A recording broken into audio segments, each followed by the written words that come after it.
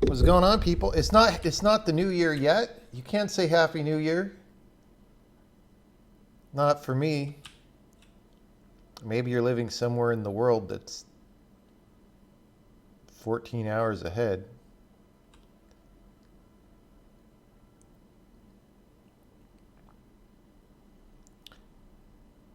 Paul Graham tweeted favorably about the Oculus Quest today.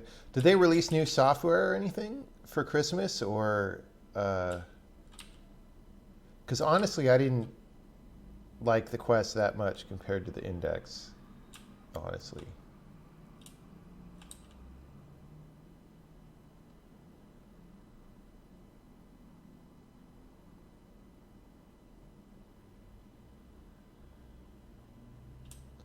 Wait, what happened to the whole... I just deleted a thing and then didn't save it. Oops. All right. That's fine, because I think we just do the following.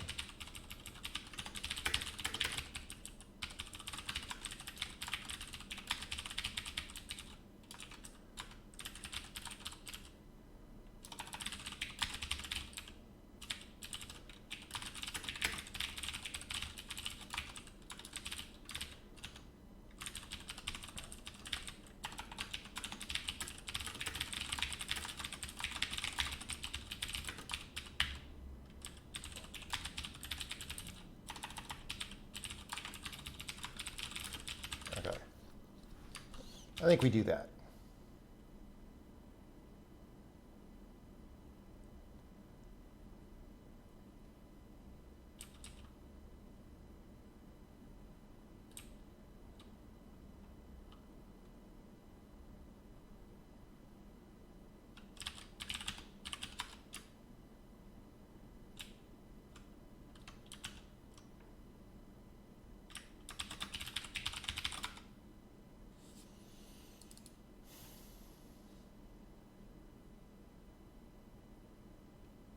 Oh, that's in flattening.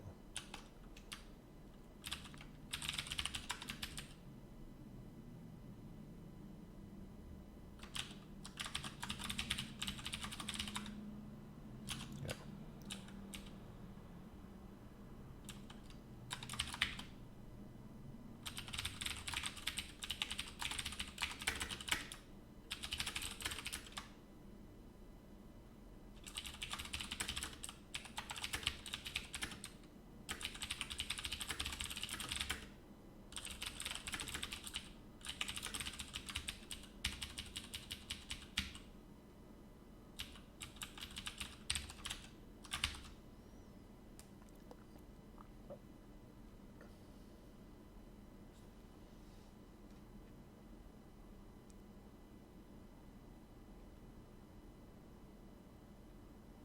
Hand tracking was released recently. I tried it when it had hand tracking or finger tracking or whatever, and I hated it. It was just a few weeks ago. It was bad. Maybe they released an update that's better? I don't know. You're watching Mike Acton's talk from Berlin. Seems to be taking great strides towards performance-first game engine. Do I think a partnership with Unity could be in the cards in the future? I don't know. I mean, doubtful. Like, they're just doing their own thing, and that's fine. This language is pretty different in Go from C#, and my target audience for this language is very different from the target audience of a language like C#. So, yeah. Any idea on why a company like Nintendo, Sony are so strict on NDA and don't allow to speak, show SDK stuff? It's basically because Japanese companies have a culture of trade secrecy to begin with. And then with game consoles especially, they have a history of fierce competition. And they have a history of that stuff mattering more than it does today. Like today, the SDKs are just mostly obvious things that you would think that they were. But at some point in the past, the software gave you more of an edge. So, and it's just historical. Like, if you were going to change that as a manager somewhere in a big company, all that could happen is somebody uses that as leverage to get you fired, whether it was a bad idea or not, right? So that's just what happens in big companies, is they're conservative.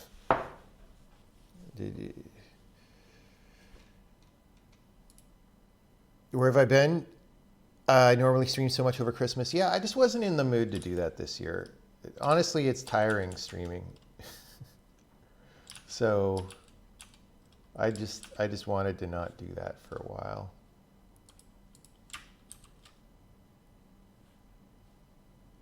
Wait, what? Really? Wait, did we just build both debug? All right, I don't trust that. When is the website going to be released? I don't know. When people stop bothering me about it.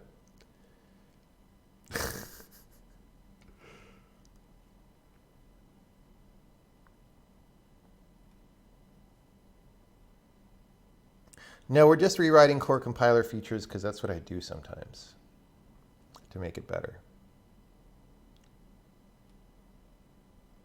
Hand tracking via the inside-out camera system. Okay, I think when I used it like a few weeks ago or a month ago, it was using the sensors on the controllers only to do hand tracking or something. And that was just, it was very laggy and terrible. So who knows? Maybe they've improved that. In my hypothetical own OS, how would I get acceptable rendering capabilities? I don't know. Look, if in my first attempt at an operating system, I would just not use the GPU. Because frankly, the GPU is the cause of most of our problems in games today.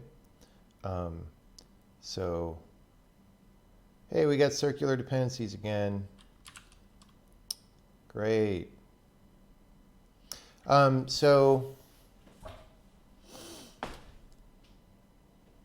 So I wouldn't do it.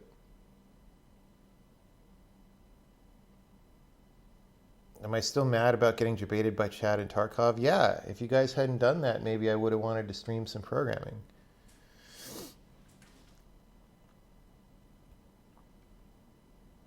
They have controller-free hand tracking now. Oh.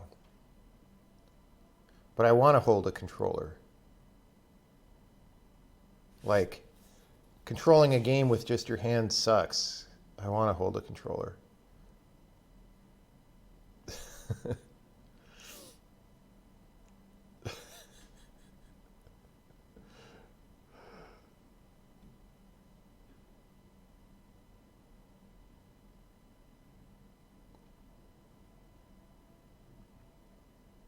No, the idea that you want to like control a video game like this is not correct. That's bad news. Am I not worried about the warnings? No. We fix warnings once in a while, but they're not that important.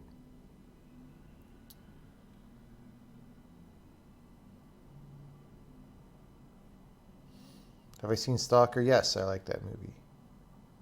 Did I see Musk bashing C++ classes on Twitter? No. I look like I just woke up or something, because I did just wake up or something.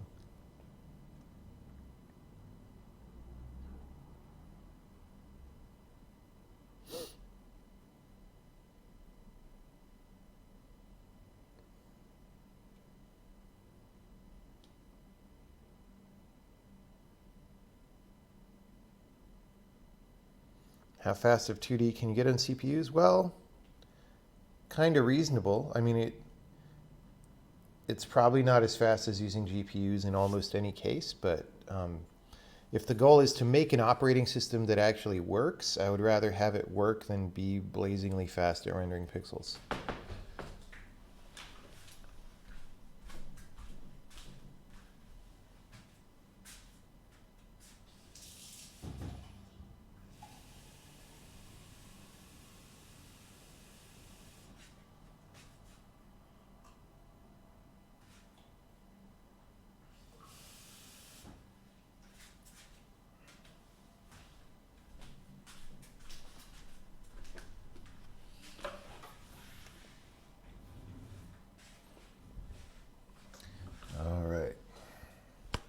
Well, we changed some things, and we're still getting the circular dependency problem.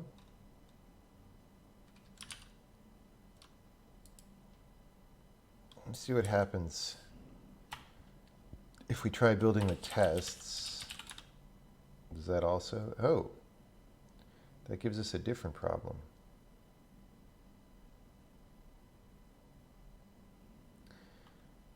Let's maybe look at that first, because that might be easier. Before we do any of that, let's just go back for a second and look at the thing we just did and make sure there's not a dumb mistake. Okay, if we get here, we're asserting that it is what we think it is. We're setting the value, we're setting the type, we're returning. Okay, that's great.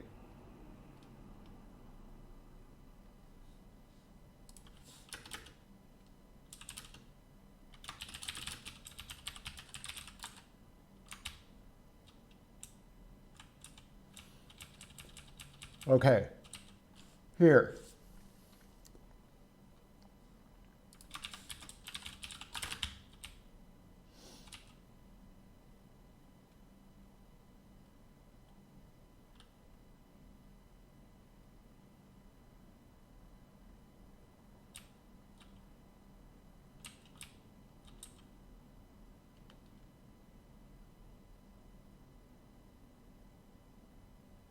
We're sort of checking if this struct's constants all exist.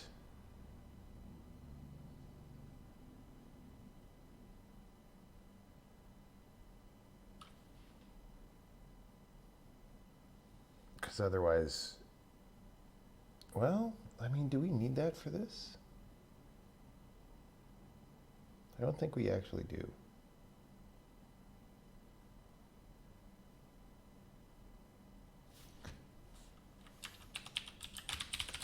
Because our new way that we are doing it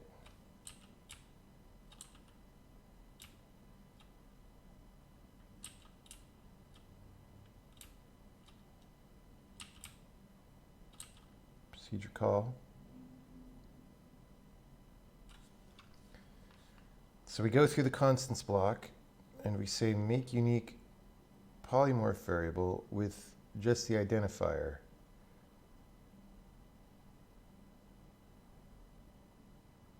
Yes. So we didn't realize last night, but we don't actually need this, which is great. Because that gets rid of another blob of complexity that we'd rather not have. And that makes this very compact now, which is great. Of course, it doesn't work yet, but it's great.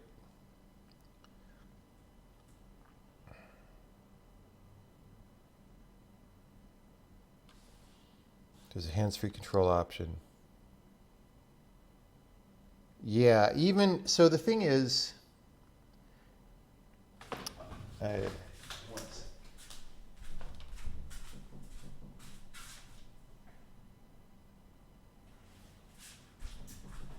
problem is going towards GUI controls, like GUI is in squishy, away from buttons is a bad idea anytime you want actual control over what's going on, right?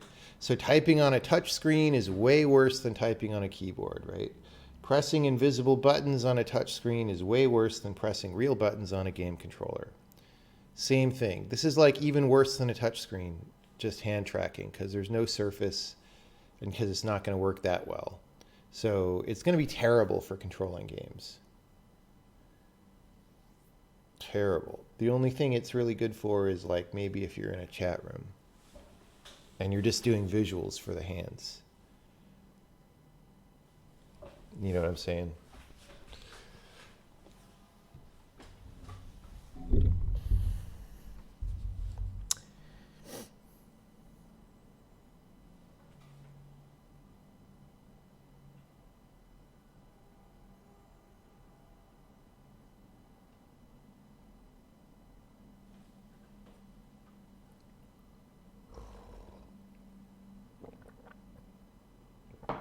No, not haptic feedback. Like literally, the thing about a button is that you feel it when you press it. When you do the action,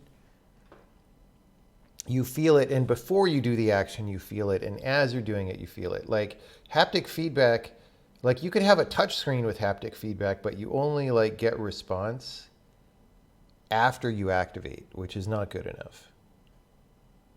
Feature seems like a Facebook thing, not an Oculus thing. Yeah. Yeah, I don't know. I mean, Oculus was always kind of lame. I mean, not in the very beginning they weren't lame, but once they started trying to grow big and get bought, they became kind of lame. So, you know.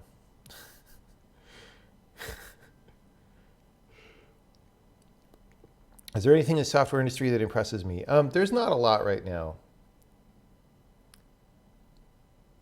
But part of that is just me being around for a long time. There's probably stuff I don't know about that if I knew about it, I'd be impressed by. There's definitely some people doing things that are interesting. So for example, I think one of our biggest problems is that the computers that we're using today are way too complicated and way too big of a mess. There are people trying to fix some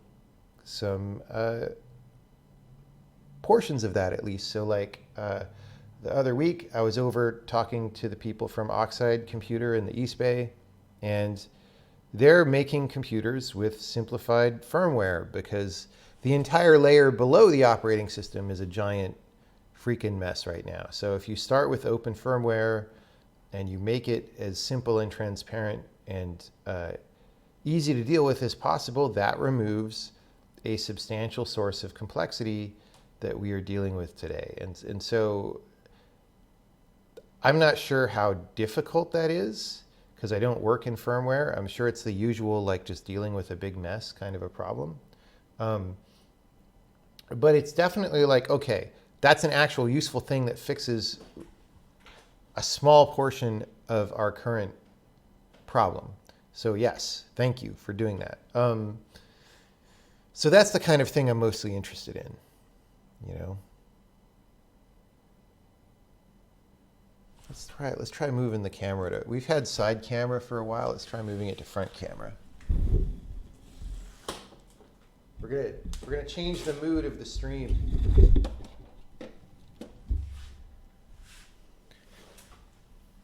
We're having New Year's Eve front camera. Let's get it tilted the right way. Okay. You can see my messy kitchen back there. All right. Side camera is better because you get more of a neutral background as opposed to a giant mess. Have I played Hunt Showdown? No. It just didn't look like something I would be into.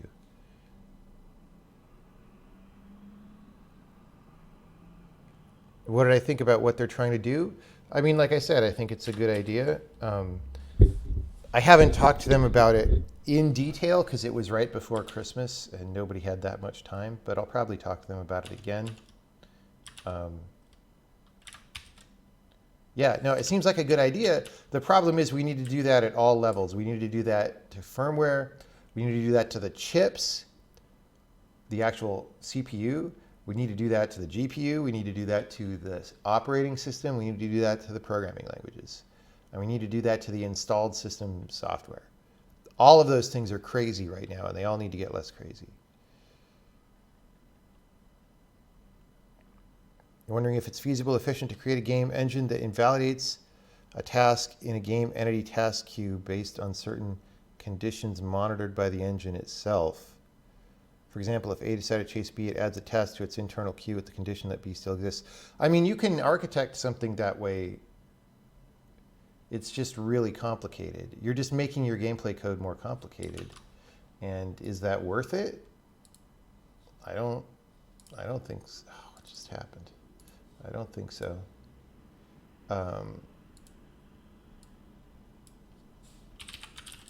Like you would literally not be allowed to do anything unless you went through this queue system, which is more convoluted than just being able to do stuff. You know what I'm saying? Wait.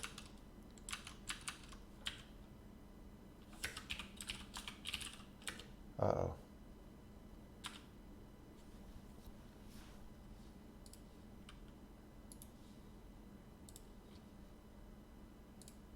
Maybe it complained about the arguments.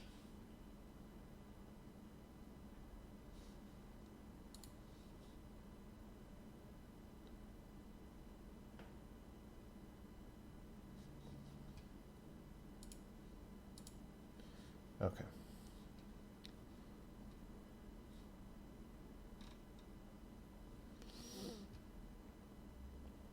To simplify, you need to drop backwards compatibility, though. Yeah, but you can do that in stages, right? So the instruction decoder on x64 is not that much of the silicon. So you could just have another one for a different machine language, and that would be fine. Like, I could almost guarantee you that that's what Apple's going to do. Look, Apple makes ARM CPUs, right? And the thing is, they've invested a great deal of work into making those CPUs be fast and efficient at their workloads that their phones and iPads and stuff want to do. And that means that it's all their own IP below the instruction layer, right? But they're paying these ARM license fees just to license some instruction set that doesn't matter that much. And they've already gone through one instruction set switchover, and they already require people to ship LLVMIR. So they're just going to change the instruction set to be their own at some point. I could almost guarantee that. Because then they stop paying ARM license fees, and then they can control their instruction set, which is the way they work, and it's what they want to do. So Apple will do it first in that category. What is my game of the year? I don't know. I didn't really... Nothing this year really struck me as amazing game of the year, except for Jack Lance's games. So like Vexed Edit, and then whatever the one was that I was playing more recently, whatever that was called. Intel apparently is going to ship a discrete graphics card. Do I think it's a good thing? I don't know. We'll see. Just have to see. I don't like Intel's drivers, so that the driver quality isn't going to improve because it's a discrete card.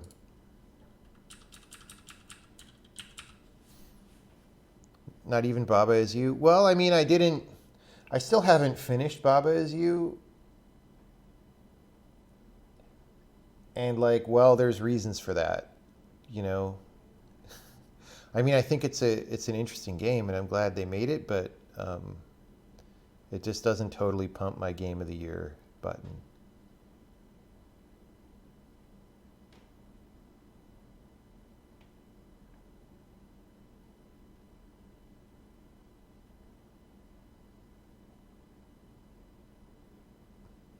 But then Apple have to build, they already build processors. Or like, I don't think they actually fab them, but they have processors fabbed to their own specification. They design the processors, as far as I understand.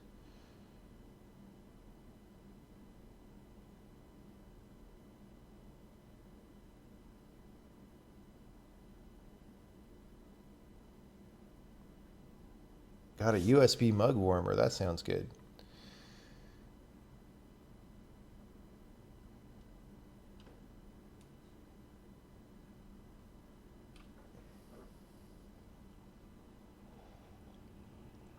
Okay, so we have a declaration inside a struct.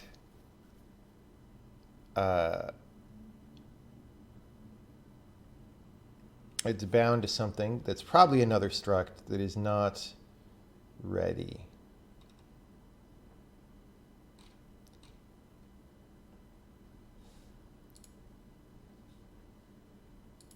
So again, this is a missing dependency problem again.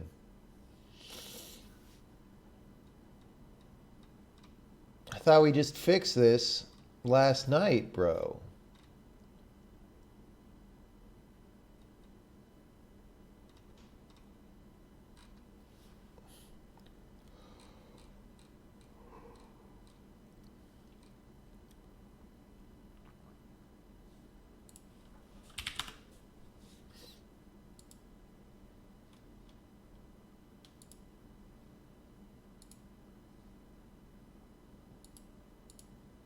line 61, 68.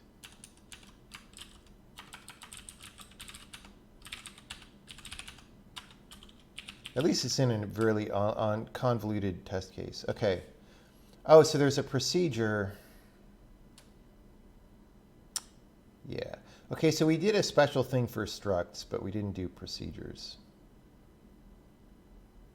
Great.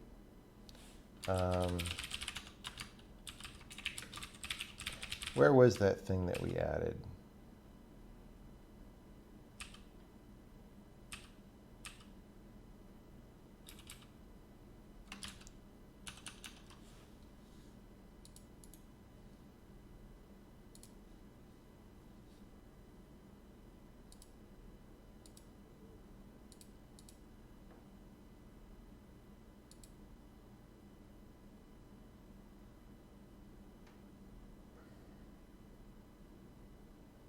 Wait, we did this like last night on stream, right?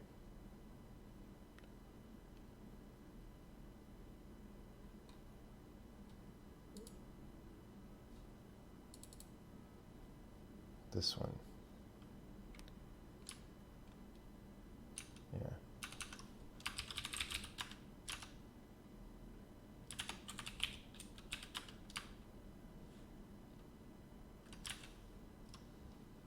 Wait, this is bind constants block entry, which is a different, this is not in the constants block.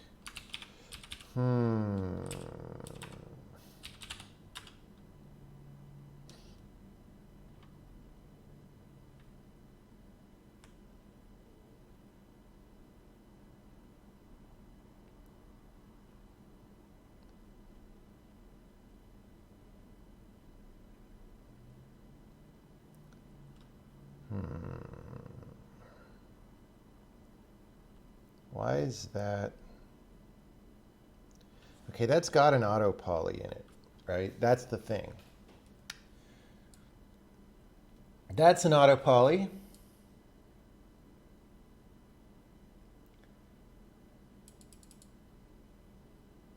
So maybe I jumped the gun thinking it's a dependency problem of some kind. Maybe it is. Maybe the auto poly, oh, the auto poly changed the ordering and exposed a bug in a dependency not existing. Maybe. Okay. Let's see. Struct has been sized. Aren't we supposed to check some things before we get here? Like size struct.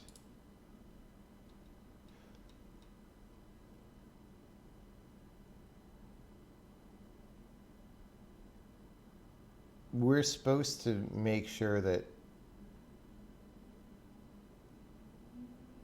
oh, if it's polymorphic, see, we skip.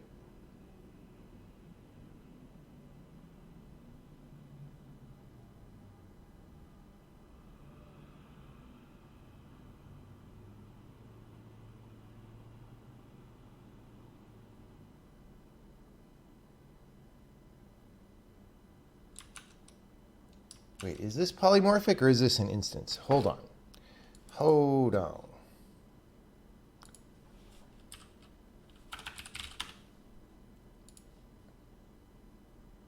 It is polymorphic.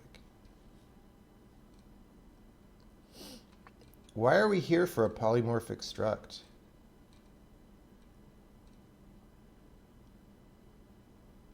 Why are we doing this?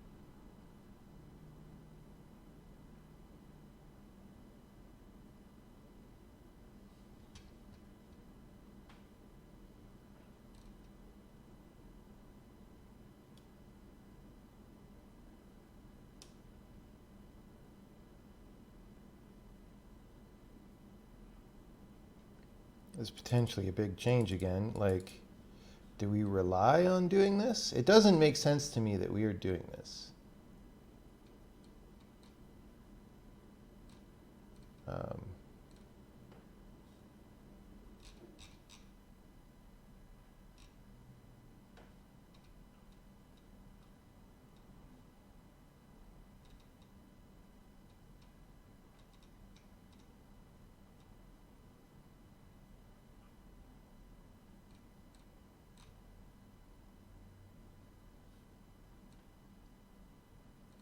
Like, we're making type info for a polymorphic.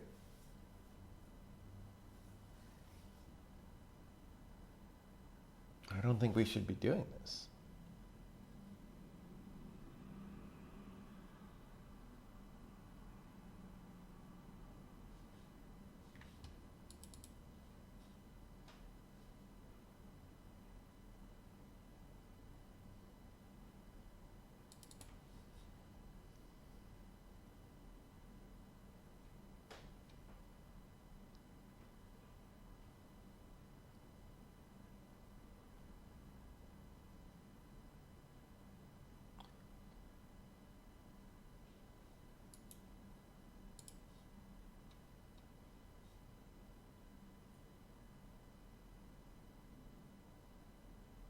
I mean, okay. Why do we have a size on this? Let's just break here. Because we should see here we say if struct is polymorphic, return true. Maybe this is not a good definition anymore.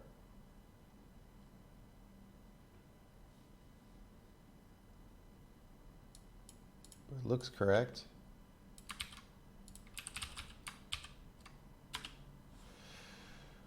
That looks fine to me. So how did we get a size? It says our size. Oh, it's not. Okay. I was looking at a size somewhere and it said 8.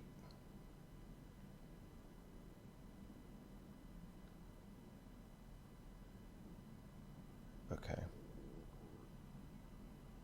Here's what we do. We should never call this from anywhere else. Except, of course, we frickin' do. Over there. Blah.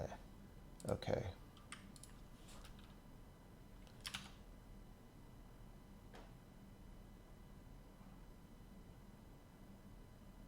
I was going to move these out to the caller.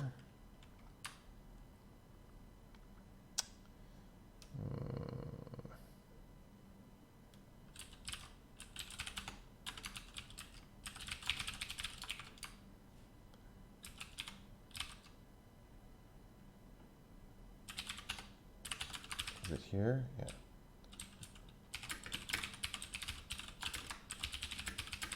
Wait, do we use this as a union? Way down there. So let's move this down more to where it's relevant.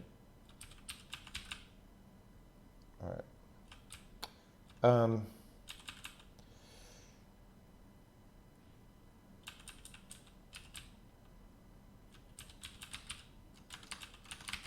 To eliminate these and move them out to the caller.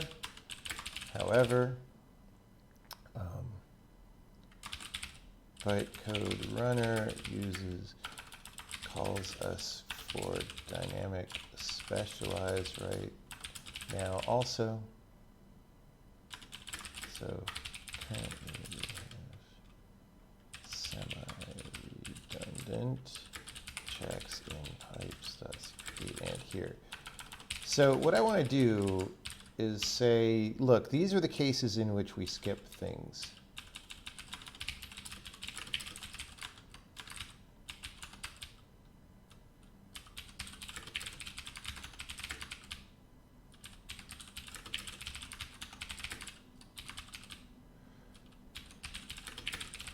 Okay, if we're not going to skip, then to do this stuff. Now, even if this that I just did works right,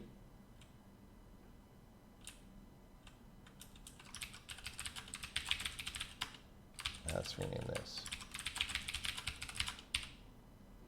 Nope. Even if this works right, it may cause other problems later because we've been generating apparently type information for all these things. And that's maybe not good. All right. We fixed that crash. Now we're just back to circular dependencies with the bucket array, which is the same problem we had when building the game.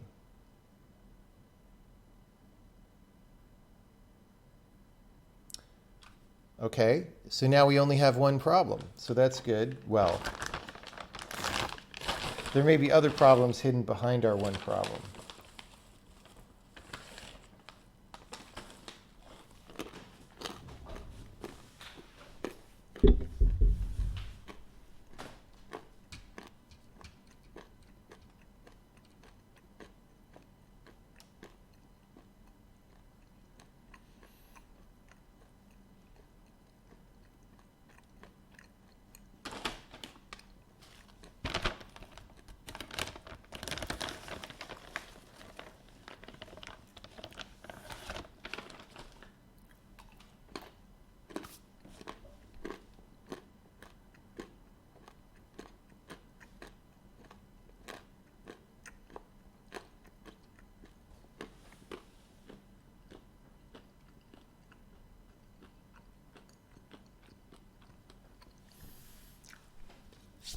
Have I played Disco Elysium? No. I tend not to agree with game journalists about what's a good game, but I might play that at some point. It's just, I don't, it's like when everybody on Twitter says something is a good movie, I know it's probably not good. Or like, when everyone on Twitter says The Mandalorian is a really good TV show, I know it's probably actually not good. Same thing with games now. Nobody knows what's good. And it's frustrating.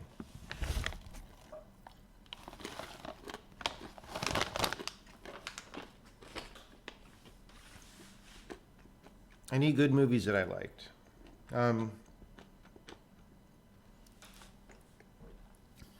I saw Parasite last week, and that was good.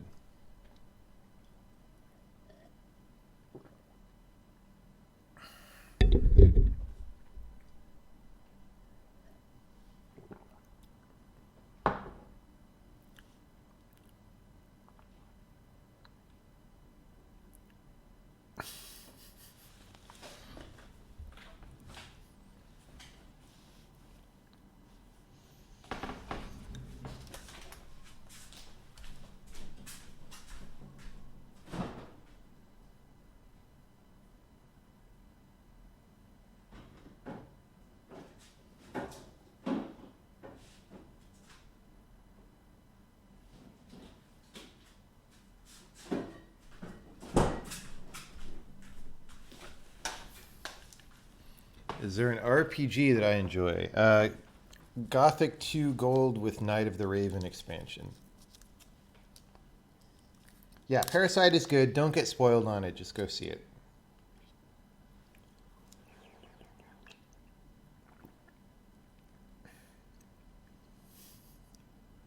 I didn't see Joker.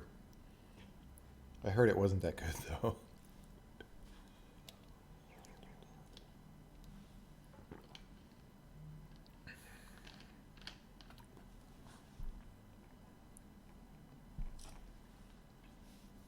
Yeah, pitch meetings. Pitch meetings are my movie of the year. Go on YouTube and search for like Avengers Infinity War pitch meeting or something like that.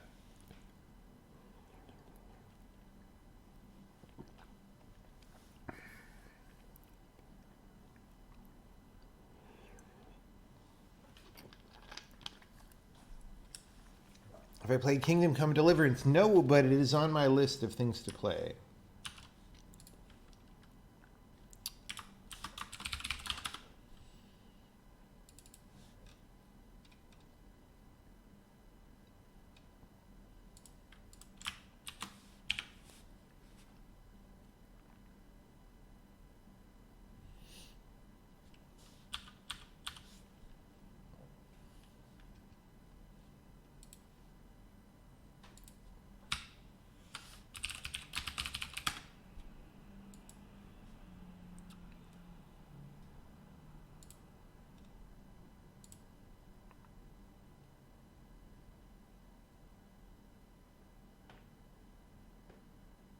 This is exactly the same as what we were looking at.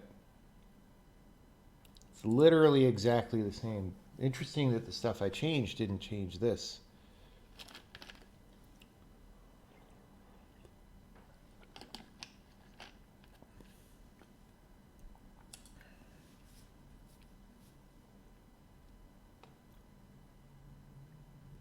Did I like Gone Home at the time? Yeah, it was good. It was doing something new. Pitch meeting for Lion King was your favorite? Yeah, that one's good. I mean, it's hard, like, you know, all the pitch meetings sort of blur together at some point. So it's hard to remember which ones were the best.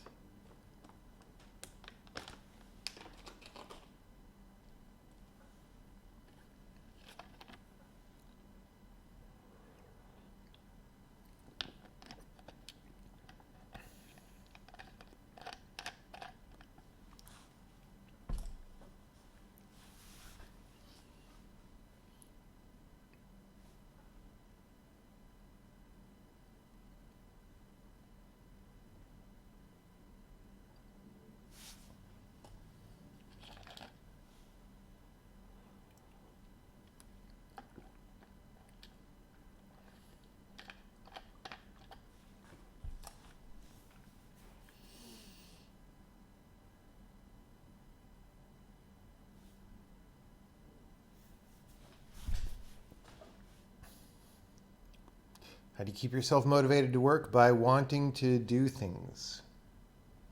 It's really as simple as that. Well, not really. Not really. It's complicated. Okay.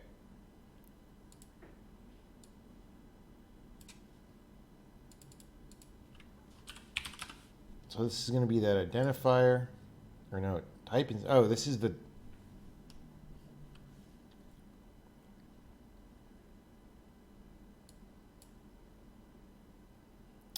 This is that dot operation. Right, line 39. Remember that from last night? Is it character 53? Yep. So it's this again.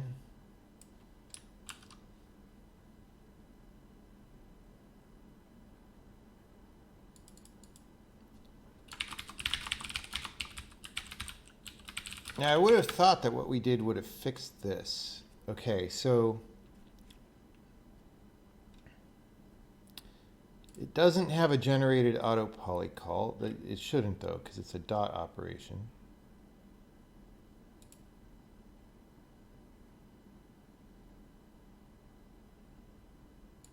It's got a type valued expression. It's an operator expression. Okay, what I don't understand.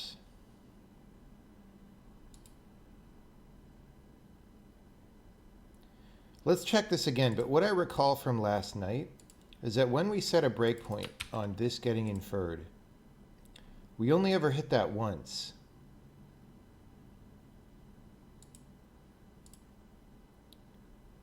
That doesn't seem right to me.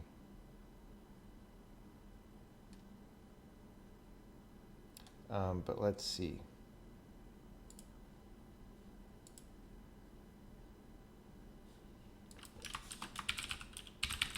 We'll make a super slow breakpoint at the top here.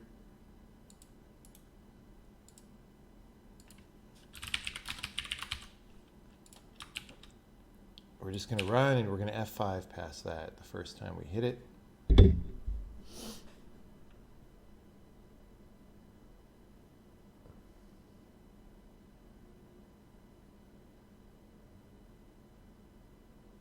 Keep your energy up with Beat Saber.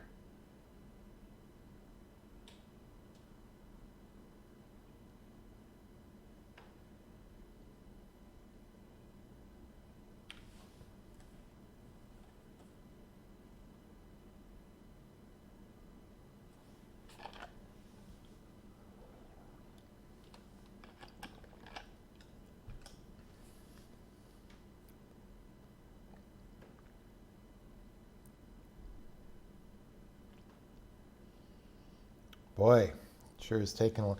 I swear they keep making breakpoints slower. I don't know why they're so slow, dude.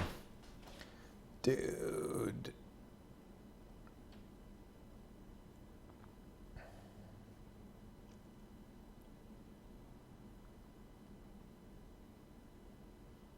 It is conditional, yes.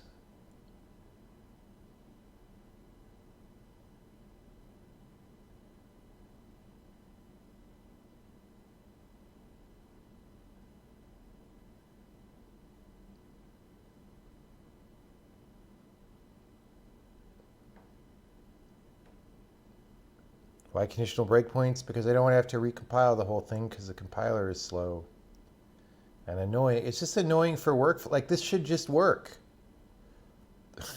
Why should I have to edit my code to put in a breakpoint? The debugger is supposed to let you do this. Remedy when they support conditional breakpoints and data breakpoints.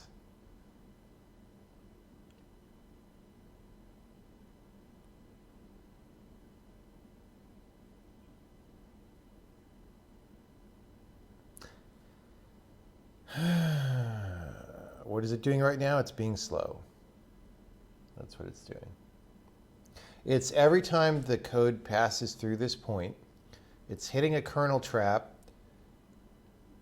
going out to the debugger. The debugger is evaluating very slowly this conditional expression, finding it to be false, and then continuing the program. And it's doing that a bunch of times.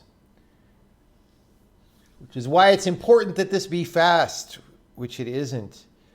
This was way, way, way faster in older versions of Visual Studio. And because people can't program today, it's really slow. How can a breakpoint be slow? Well, it's very easy to imagine it being slow.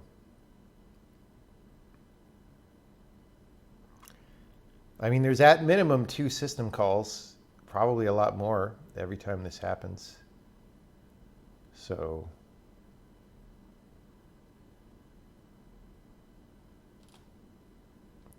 won't it be difficult to change the symbols that are used? I don't even know what you mean.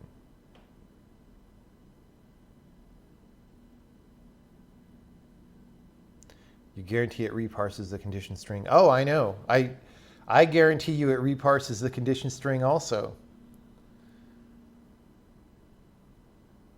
The question is, how does it do that? Like, I think it might be uploading the string to the Azure Cloud Parsing Service and getting back like a JSON file.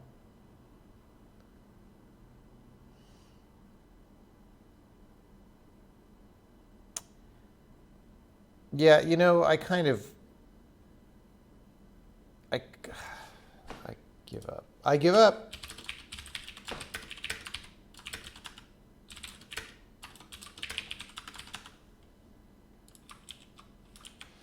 Like, compiling is slow and annoying, but you know what? Actually, let's put a no check in there. It's a lot faster than waiting for the breakpoint.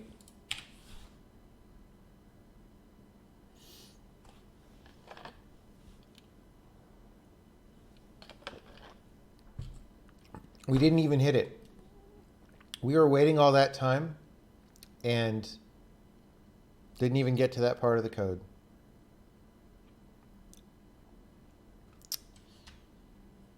Oh well.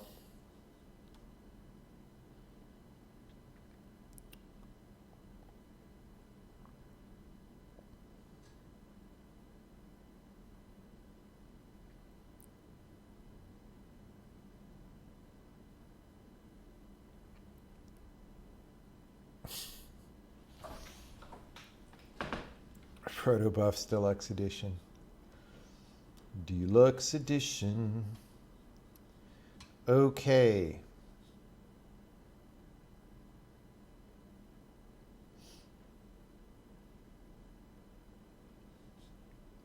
So we didn't get here, which is weird.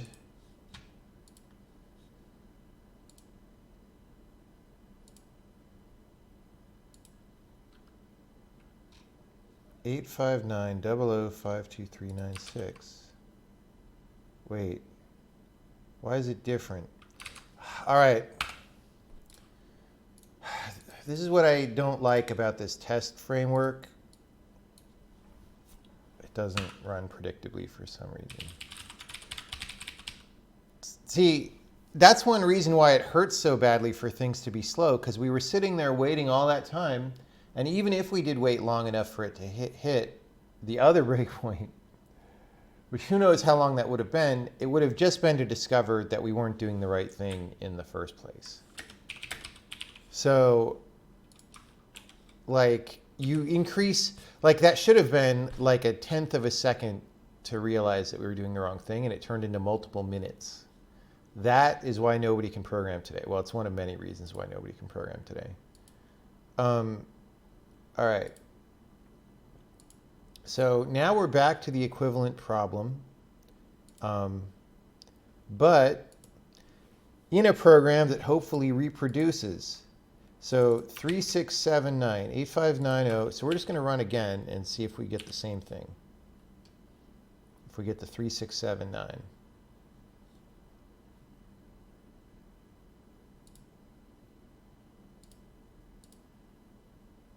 Yeah.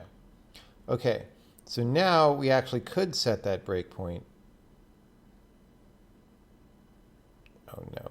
Did I actually? All right, we have to recompile because Visual Studio.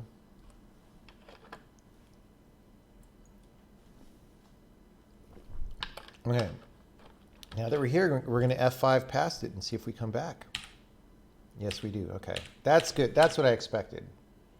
All right. So we keep coming back. It keeps not working, which is what I expected. Why is it not working? Type valued expression. It's an operator dot. So we're in here. Whoops. I don't want to go there. I want to go. Good news, everybody. Less than or equal to 1 millisecond elapsed. Okay.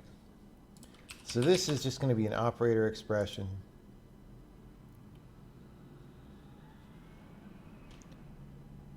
It's got an inferred type already.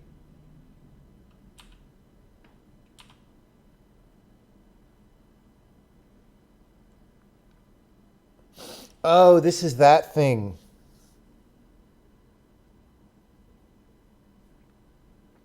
It turned into a procedure call.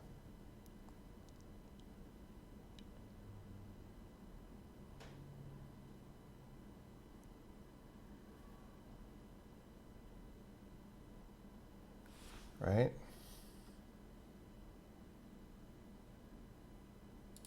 And this is not inferred. Why not?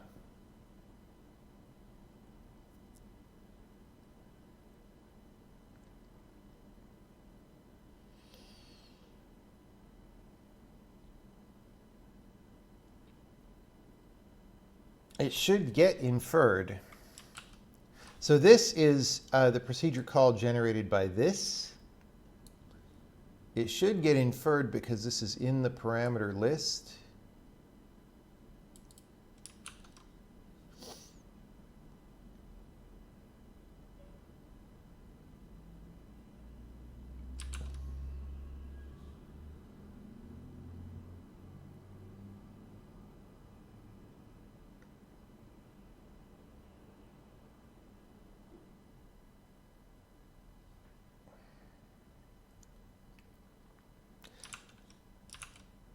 Okay, I think what's happening is because we're setting it as the substitution for this type instantiation, we're then skipping that. I thought we removed.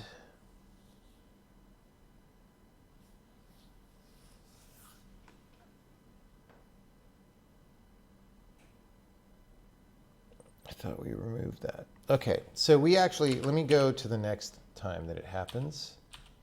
And we're going to step into here. No, not there. We're going to step into here.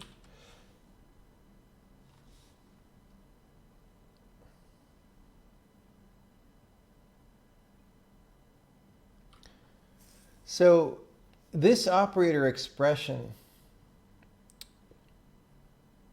when it was resolved,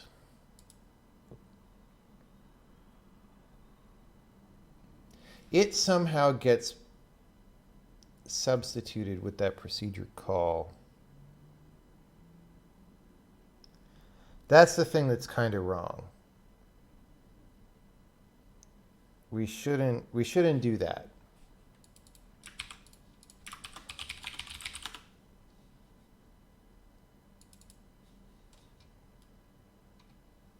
All right, so let's try a condition here. Let's see what happens.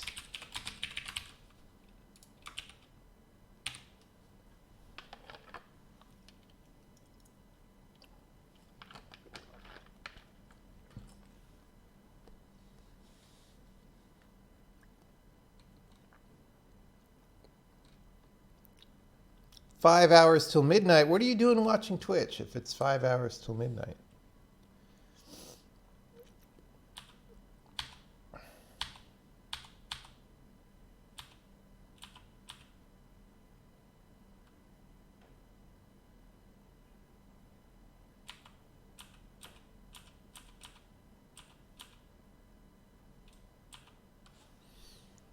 Okay, so we get the declaration. This guy. This is another parameter, right? It's the parameter for my, oh, right. Oh, I got confused, right? Okay. This procedure call is not this one. It's this one.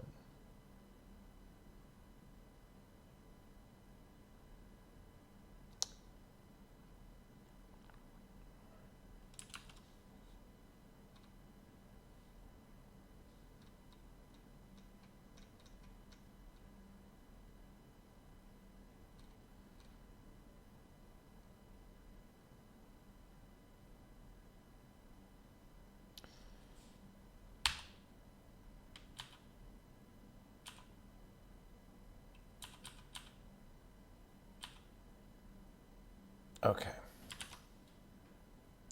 We're substituting this, but this never gets inferred because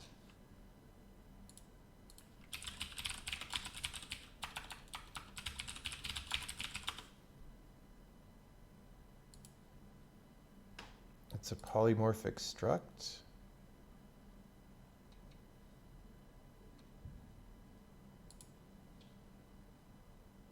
Yeah.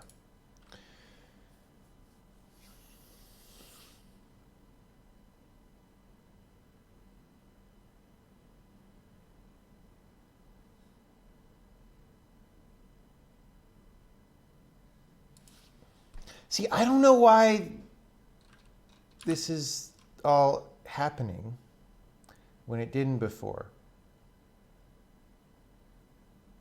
It's very weird.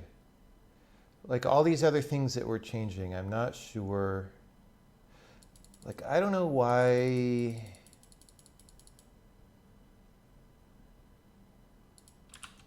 Why we didn't have a problem with this before.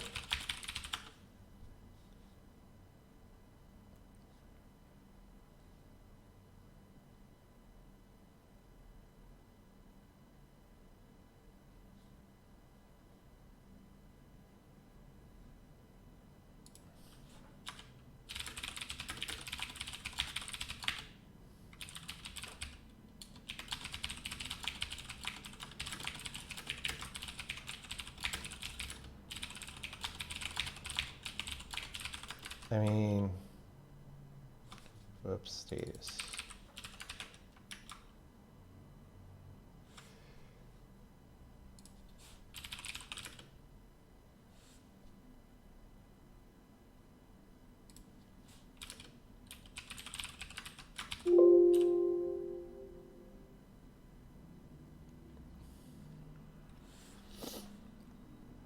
Okay, what's going to happen? Probably not good things. Or maybe good things will happen. Maybe we're able to compile a video game sometimes. Let's put it on a level that looks better.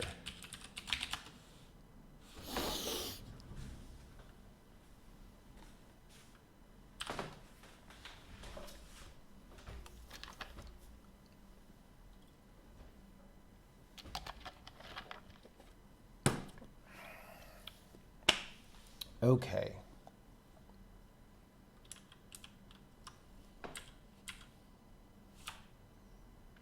Let's try the tests with the debug compiler. These frickin' take forever to run with the debug compiler. Chances are, because they test so many things, that there may be other problems. But it's okay. We're in a good spot because we're able to build the game. We're able to build the test program. Let's just let these run for a bit. How are people doing? What's going on, everybody?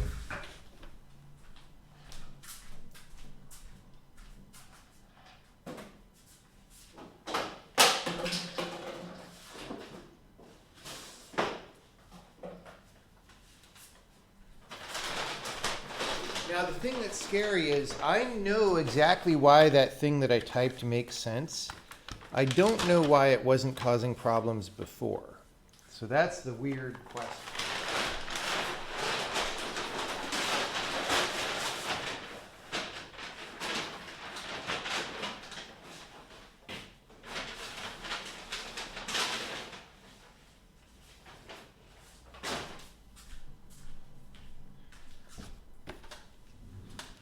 Okay. So chess isn't working, but we actually already knew that. It turns out I didn't run in debug mode last night, and it complained at me last night that chess didn't work. So we already broke that with something else. So it may even be an easy problem to fix. Maybe not. We'll see.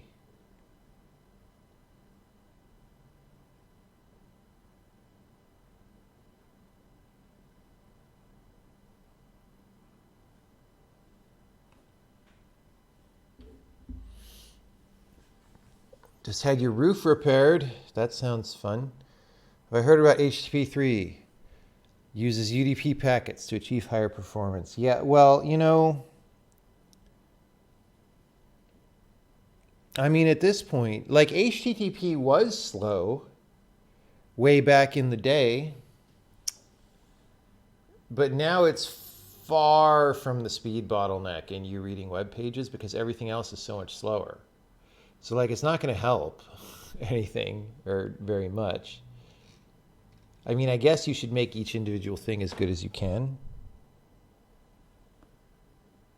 But also just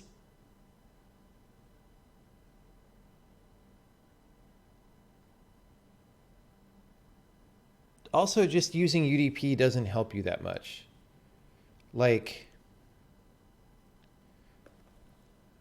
the time when you really want to use UDP is, for example, in something like a game where you have time-sensitive data. Like if you have a position of a guy in a game and the guy's running around, right? If you send the information for the guy, first of all, that's completely independent of everything else. So if that information gets dropped, you don't want to wait on sending everything else because they're independent, right? And then secondly, if you did retransmit that, it would be out of date anyway, and you'd just be actually wasting your bandwidth sending information that's not useful anymore. You would rather, if when you retransmit, send the most up-to-date data, right? So that's why TCP is a terrible idea for stuff like action games. But for web pages, it's like not that bad. Ooh, massive sub-gifting is happening. Look at all the gifted subs. Merry Sub-Giftmas.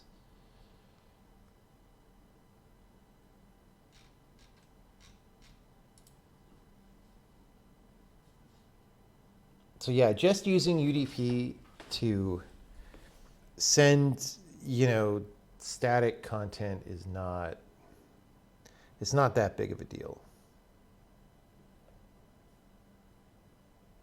Almost no driver support sending something that's bigger than 1522. Yeah, that's the insane thing, is our modern internet still sends tiny packets. Like the packets are so small compared to the hardware that's sending them. Like that's kind of insane. It's kind of insane. The reason they use UDP is to have multi-stream without being affected by packet loss. Yeah, I guess that helps. Like the whole TCP thing where you say here's a stream is not that good of an idea to begin with, honestly. I mean, it was fine for the early days of the internet, but you just don't want that, usually. You want stuff to happen at user level.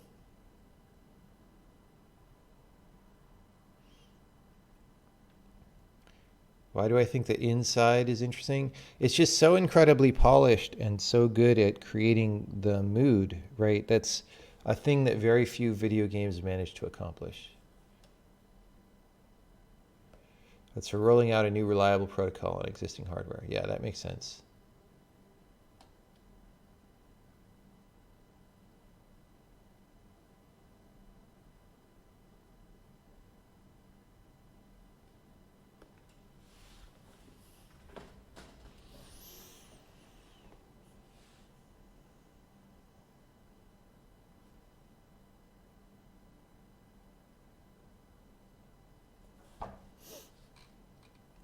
Okay, well, that's our only problem, is this crash in chess, right? So that's good.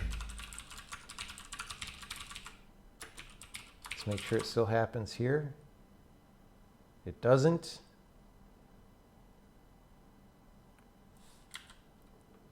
Wait, it does? Okay. Oh, this is chess's own.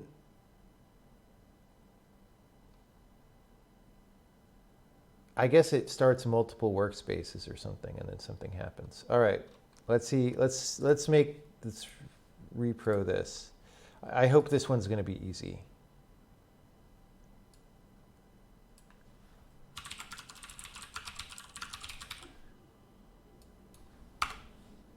Because like I said, we broke it before we did all these other big changes, which I am very happy about, because oh my God, this is going to be so much better. I mean, it's one of the many things that we are making so much better, but every one of these that we do is better.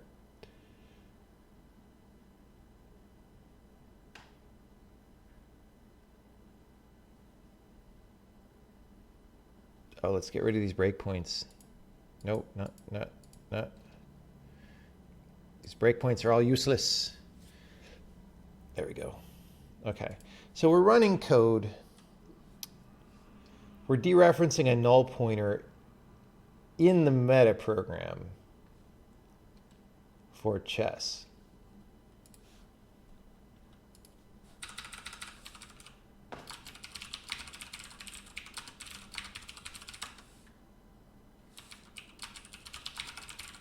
Let's just do this. So it's line 867 of first.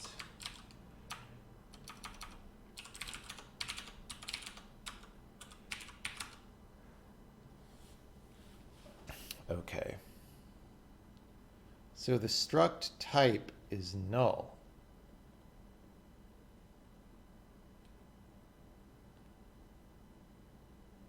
Is that because it was polymorphic and we no longer, like it's doing, it's doing,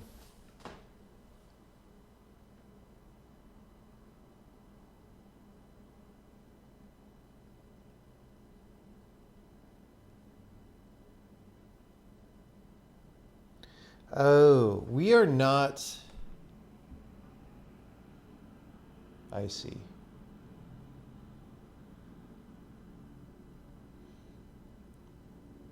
It's an interesting question about, do you want type info? Okay, I didn't think about this. Right now, we're not generating type info for polymorphic structs, because I said that's a dumb idea. The thing is,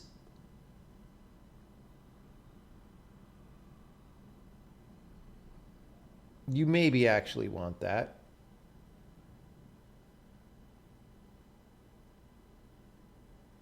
You don't want the members, but you do want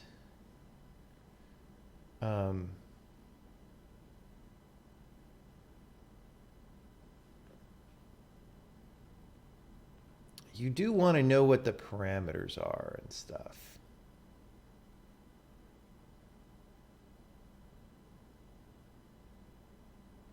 Okay. Like that's a legit thing.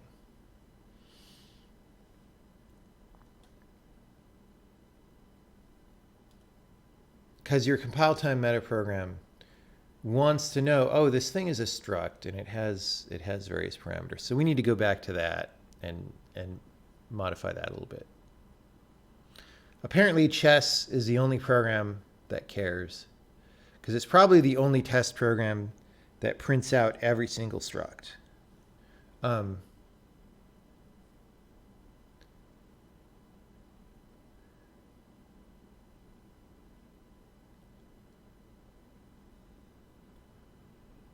Now it is doing this to check for polymorphism, which probably isn't the best thing, because we're not exporting members anymore. This isn't really the best way to do it. What we really want to do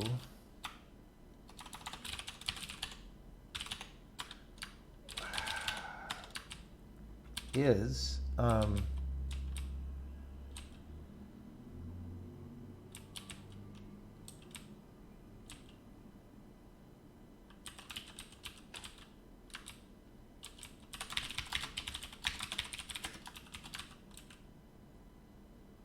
it's in preload.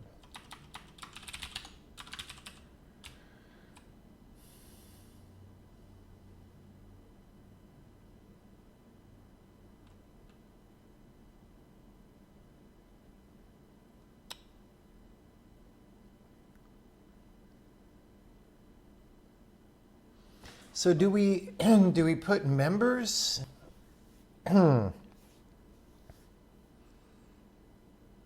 I say no. I say we just flag it as polymorphic.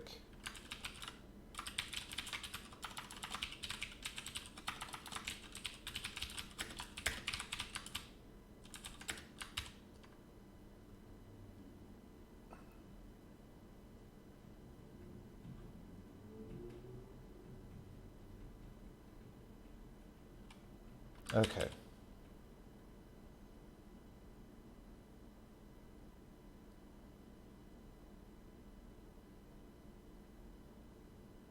Wait, why do I have struct flags and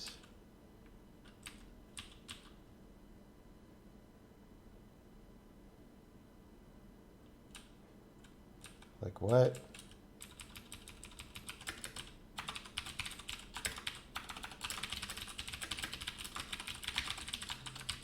Let's put that in the to-do. Okay. Struct is polymorphic is going to be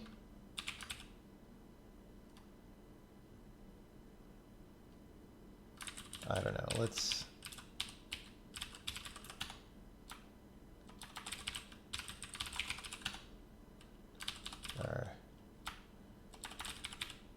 type table.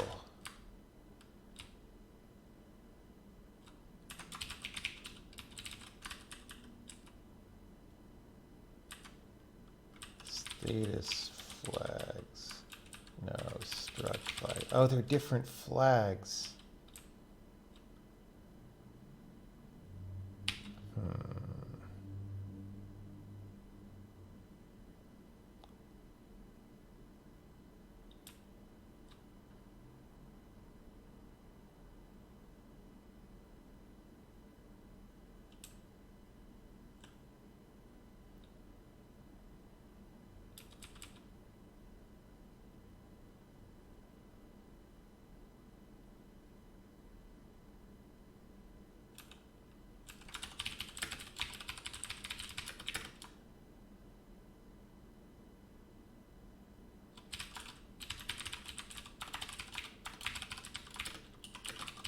Is it called is polymorphic struct?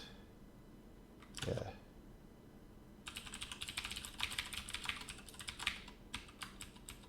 Okay. So we're going to do this. And then this is instantiable.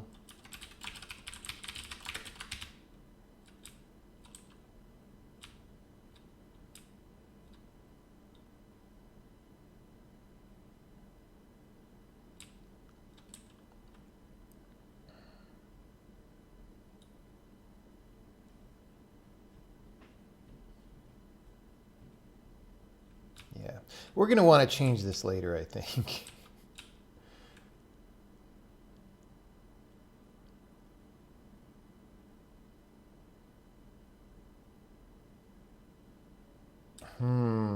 Okay.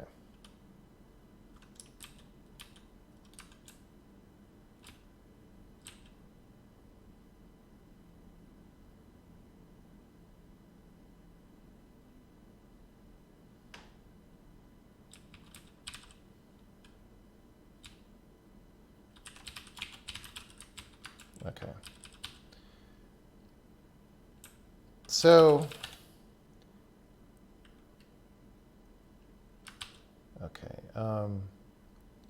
Where do we set the struct flags?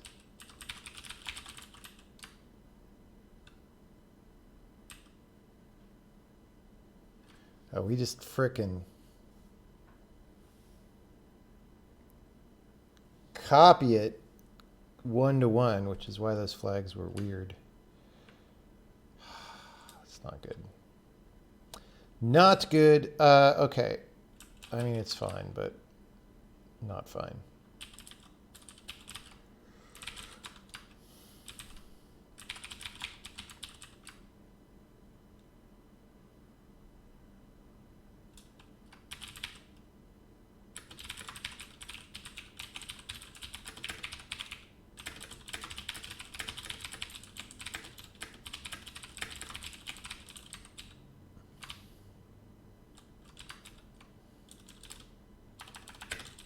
So we put this here to reserve the flags, so we can just copy the flags for now. Okay. So this is going to be 200. And here,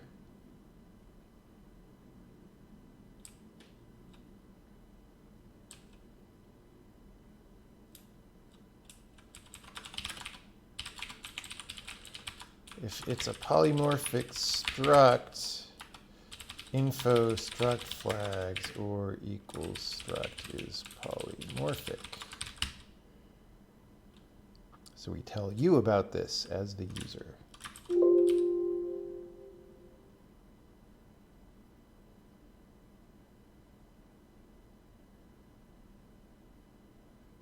Yeah, this isn't a good solution. So right now we're actually hiding away members of polymorphic structs because we don't know the types. And we don't actually want to do that in the long term because you need to be able to translate your whole program. But for now, we're just going to fix this problem.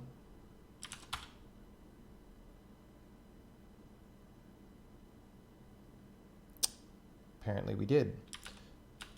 Oh, nope. Nope. I got fooled by this. Okay. Did we... Oh, because we didn't change the thing. Okay, so there's two things we need to fix. So first of all, this if struct type dot struct flags and struct flags dot struct is polymorphic return. Okay. So that's easier, but that's not the problem. The problem is here, this thing that I did where I put in this skip. We're not going to do that.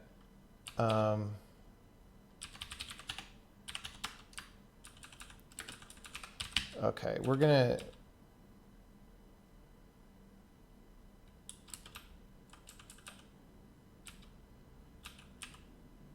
just going to do this again, and these guys are in charge of filtering out what they don't want. And so struct has been sized. The reason we did that skip was because struct has been sized, which is where that was choking on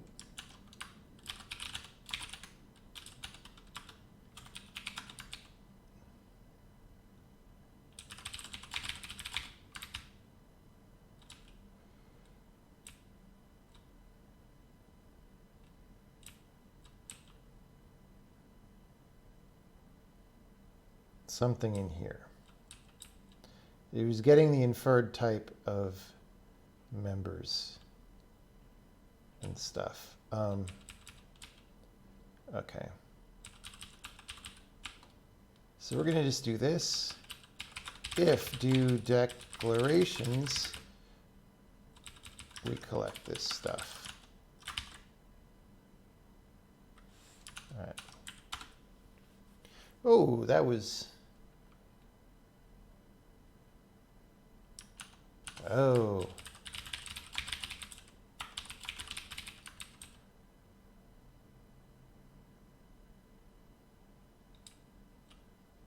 But count should be 0.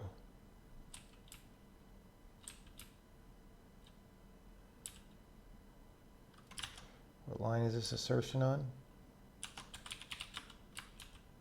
In there, why is count non-zero? Count is supposed to be decals.items, which should be 0.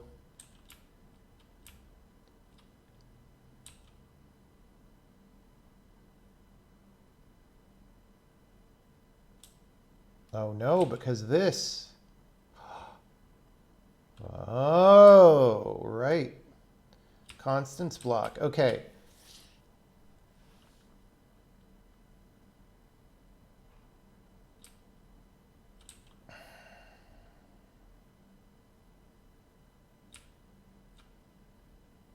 Constant. Okay. So this.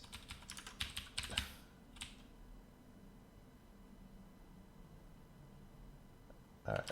All right. All right. All right. All right. All right. All right.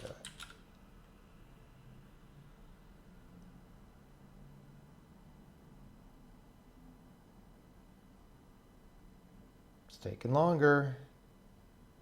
All right. Well, now chess outputted something that redefinition.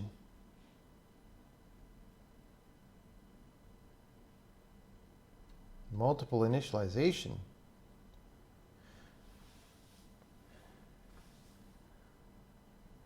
For entry. Okay.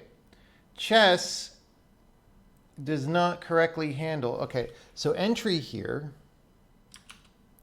I will show you, is a local struct. Oh, it's in hash table. I guess chess doesn't understand local structs. That is what broke the chess originally, and then we broke something else later with our other thing. It's trying to translate this to C, and because there are multiple hash tables that are instantiated, they have multiple entry structs. It doesn't frickin' understand that this is a local struct.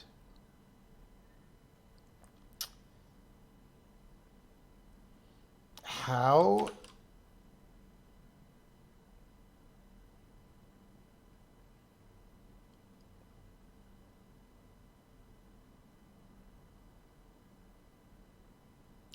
what do I do?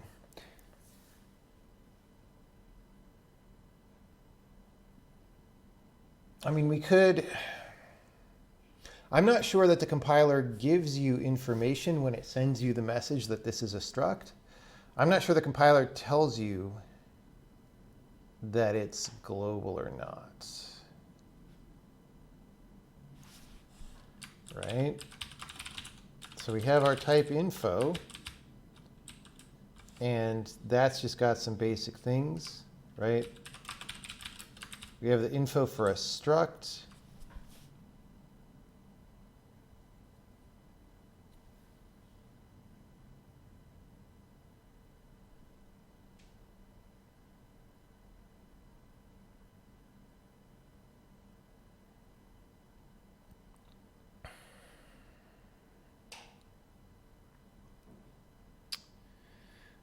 I mean,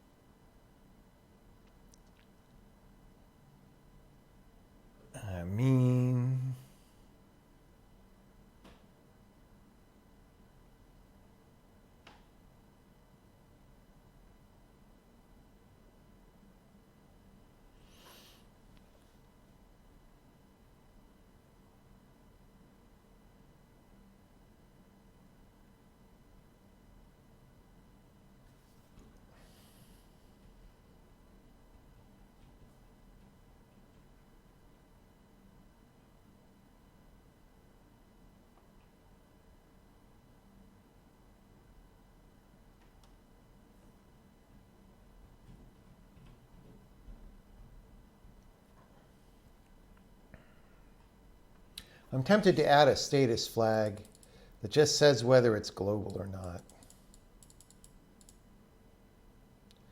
I'm not, okay.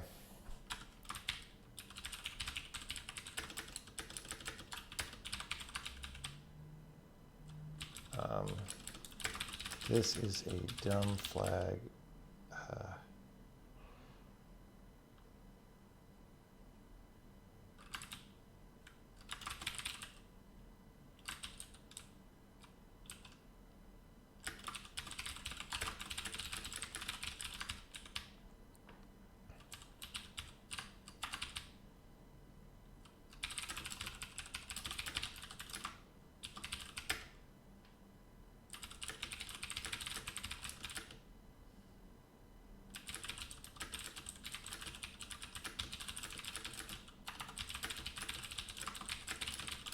Okay. So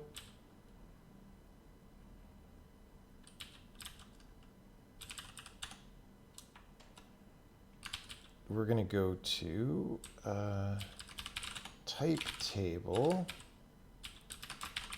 Struct is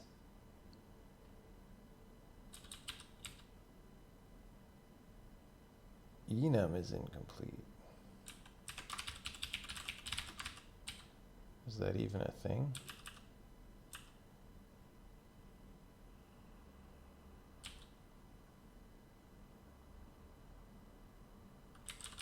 All right.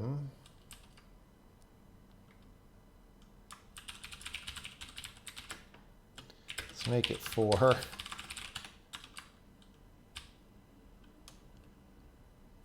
I don't know why that's the same flag, but whatever. Okay, so when we set struct is incomplete,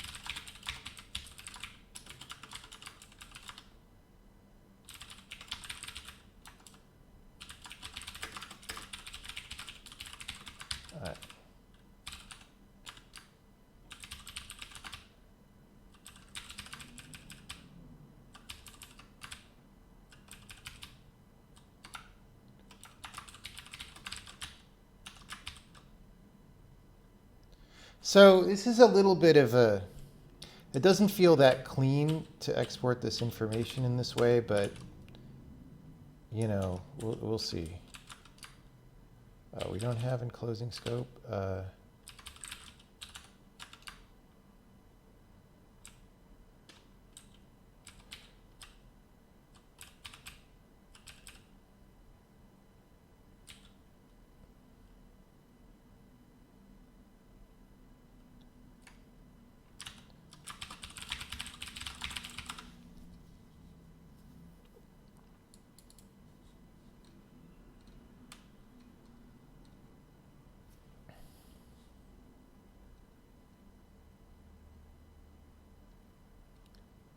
Wait.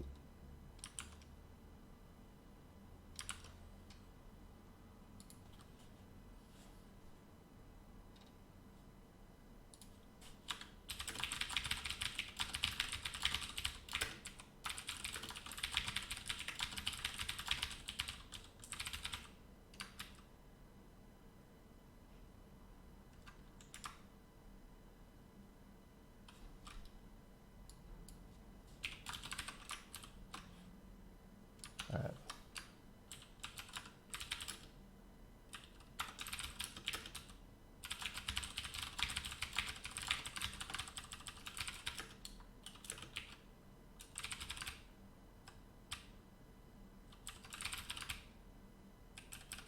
Of course, now I just changed something that could have ripple effects.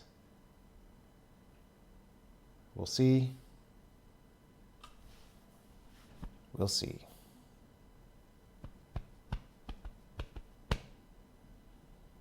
Wow, chat got super quiet. Super quiet. Everyone's getting their New Year's plans together. Struct is local. Okay, we didn't put that. Yes, we did. Oh. Yeah.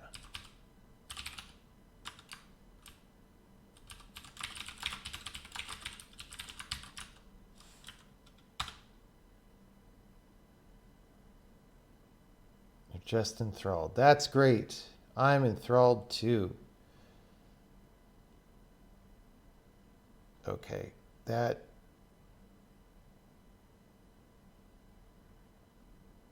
didn't frickin' help. Or maybe it did, but now we've got some other problem. Uses undefined union modifier flags.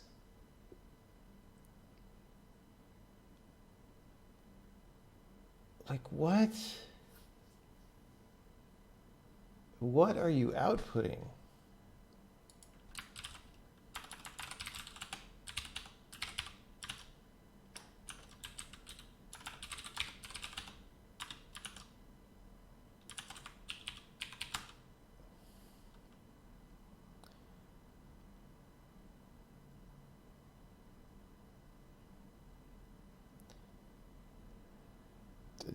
Of course, we're not outputting file and line number for any of this.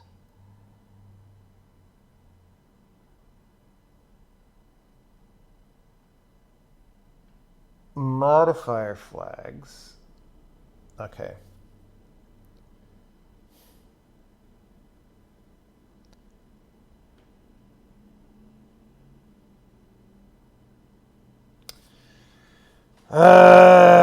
All right. No, so the problem is this program, it just isn't.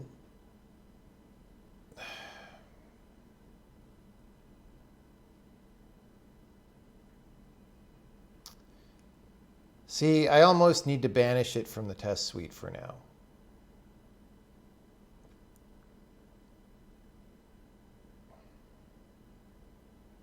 Because the problem is,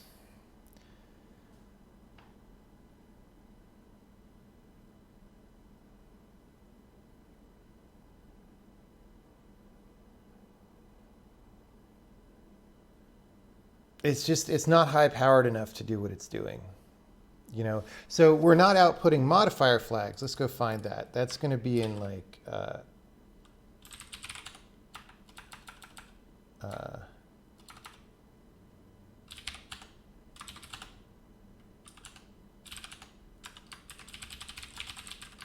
Yeah. See, that's a local union. So now we're not outputting it, right? Because we're not outputting it, then this thing, which is trying to output this, now is not declared, right?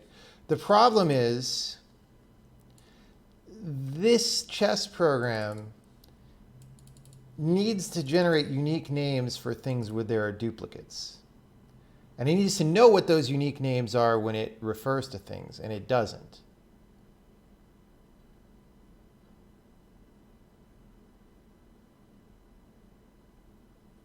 All right. We're not going to ban it from tests quite yet. We're going to say email about fixing chess with non-global structs. In the meantime, we're just not going to make this global. This is silly. Oh, geez.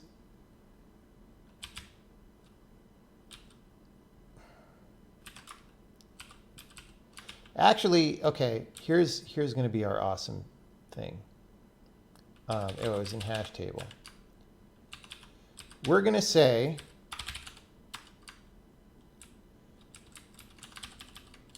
if it's local,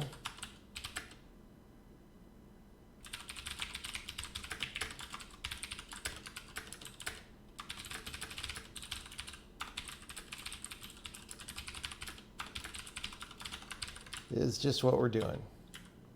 So we're only gonna not do it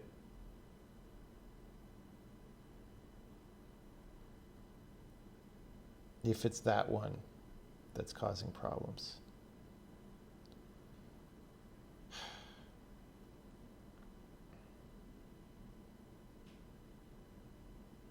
I can't tell. Did this work? Did it not work? It spewed a bunch of warnings, but well, maybe it worked.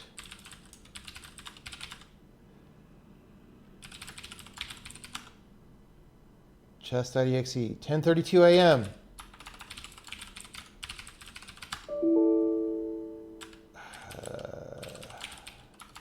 Why do you do this to me, people? All right, well, rip. I'm not going to try to run it. Oh, is that the part? That's the part that it was trying to build there, and for some reason it didn't. Okay, so it didn't succeed, I guess. But it didn't actually output an error either.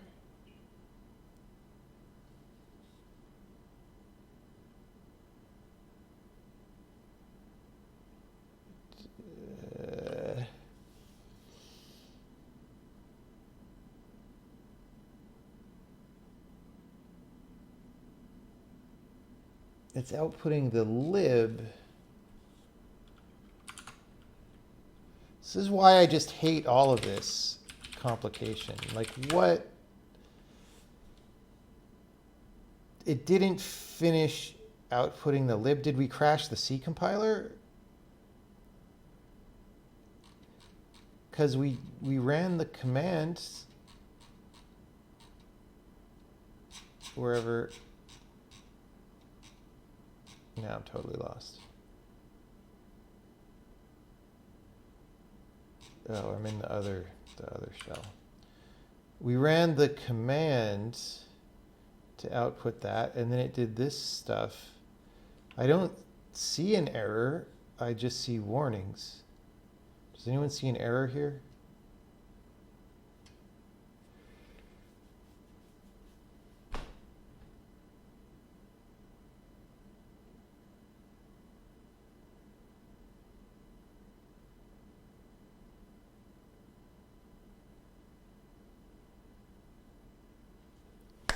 I don't know.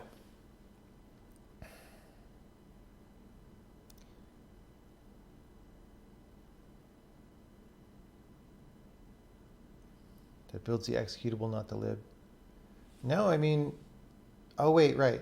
Okay, never mind. It's linking the lib. Dude, like why have we reached a point where like it's just giant spam to compile something and you can't even read it. Like, why is that a thing? Somebody tell me that.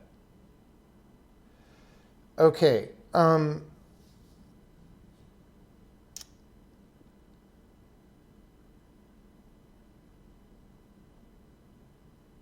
What frickin' makes the lib?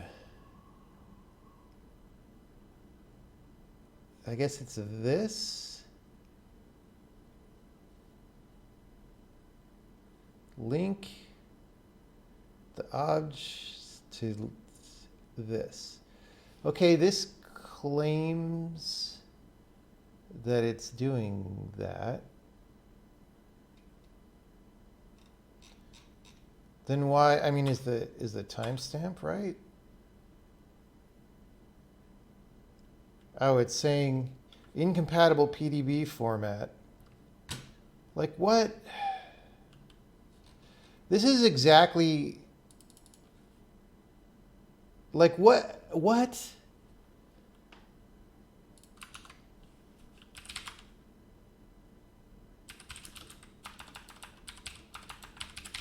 Like our operating systems are based around this garbage. Like what is going on?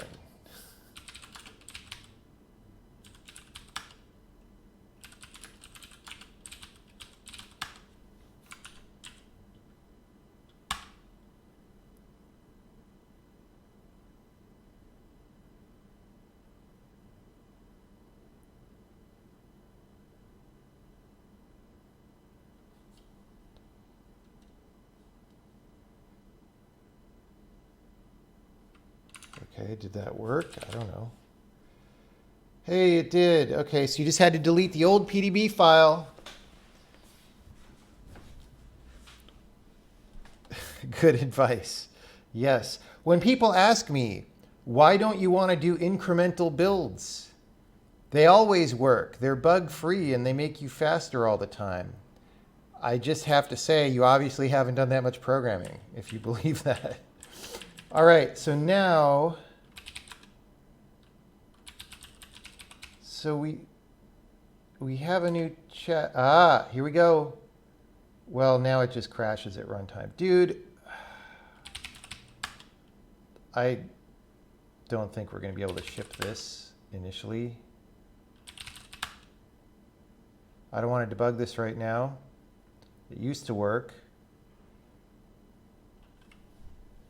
I don't know, man.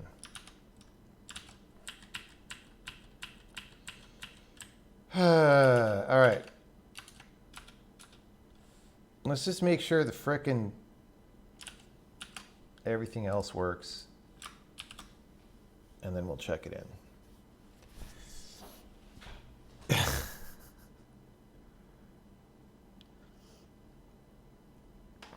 So the point of that chess program was to like be an example that goes between this language and C. And I think that calls in as a DLL, right? That's why it makes a DLL and stuff. And so that's all a totally good thing to test. It makes sense. It's just, it needs to be a little higher powered about the header files that it generates. All right, so the game, let me just check.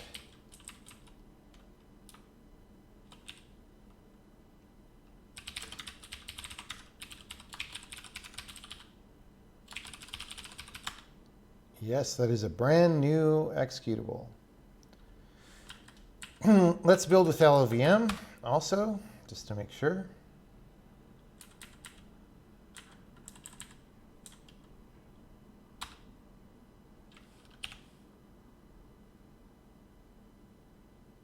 Still works. Okay, so now let's build the tests. And we are running them. And so chess should work. In the tests, it's not actually going to run if we run it.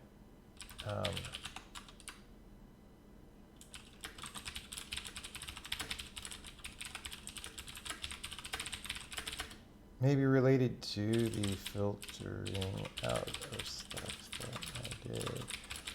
Hard to say. All right. This is pretty good, though.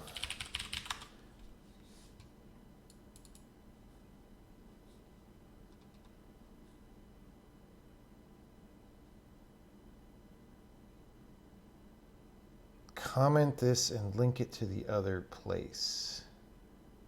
Oh, that's that one. All right, let's look at that in a second. This one is just delete this. That makes us happy. Whoops. All right. So this one,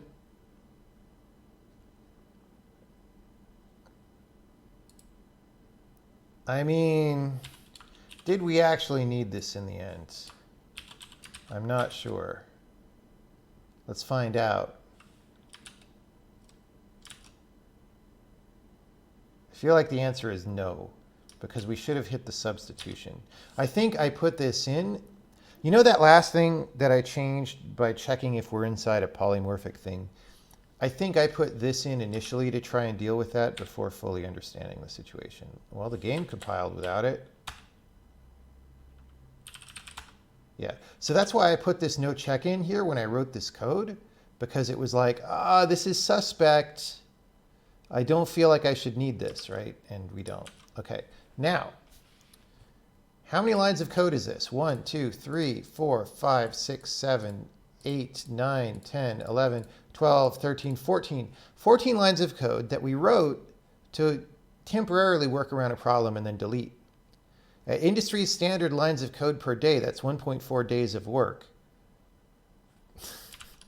So you need to be able to do this faster than 10 lines of code a day, or you'll never get anything done. All right, so we're going to delete this. Like, otherwise, it's like 2 days to like experiment with something and then realize that wasn't the right thing. And then at some point, the speed of your realizing things, because it takes you so long to experiment, is like slower than your working memory, right? And that's kind of sets up the horizon for what you could accomplish. Can you expect an email from me today? Possibly. Possibly. All right, so we're going to run tests in debug again, just to be paranoid. And we're going to do this again while that's going, because that's slow. But I think we're good. And I hope that we've managed to reduce the code size a little bit through all this. We definitely simplified it. The question is, did it get smaller? It's actually about 5 lines bigger. But we are down in the lower 49,000s instead of the middle 49,000s again. So we've been slowly going down the past couple weeks. And I would like that to happen more.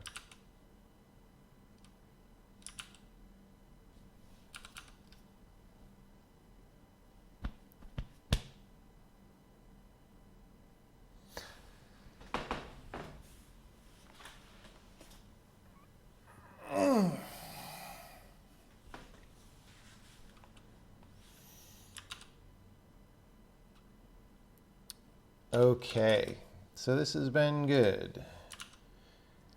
This has been good. All of this started as me wanting to clean up the hash table. Okay, we're going to have an interesting time cleaning up the hash table, but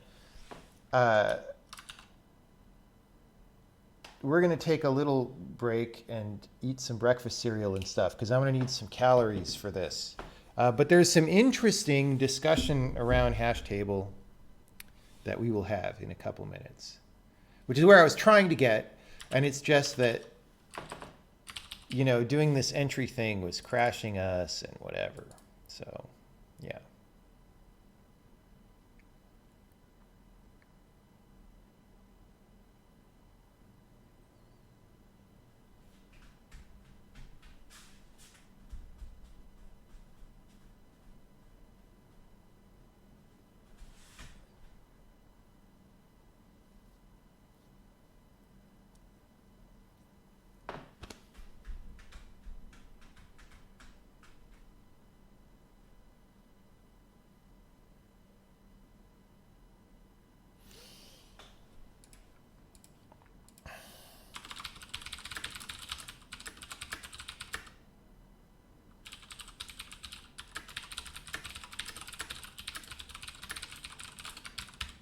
It's unclear what we want to do about polymorphic structs. Unclear.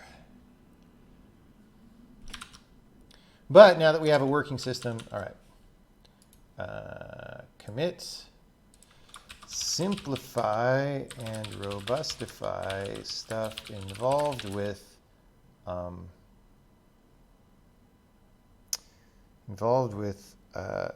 auto poly generation and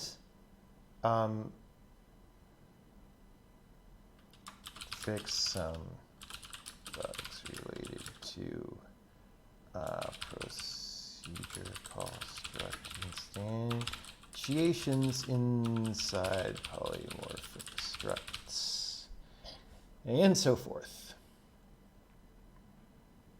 Okay. Okay. That's good. Breakfast cereal time.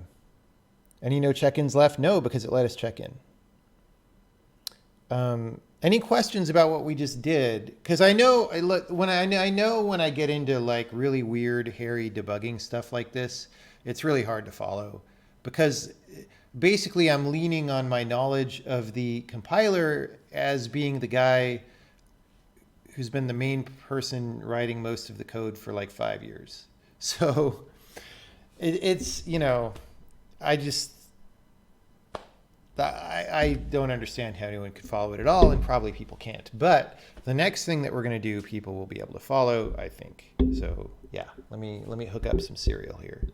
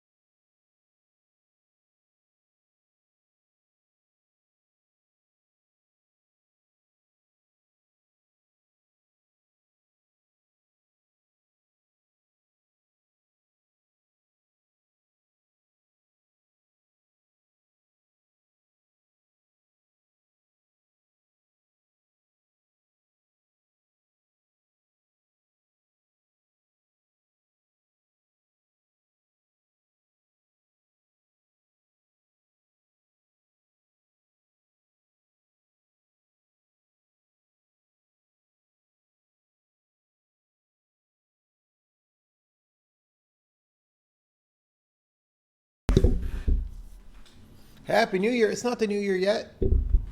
I got some hours yet. It's not the New Year for 13 hours for me.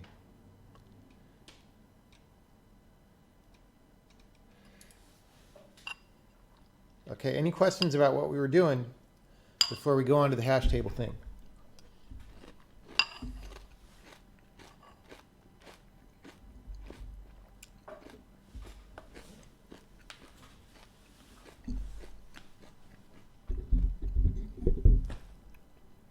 Closed beta has not happened yet. When is it chai tea time? I don't know. Maybe in 2020. Is there much code that is vestigial? Not that much. Once in a while I discover small things, but there's not like big stuff that shouldn't be there.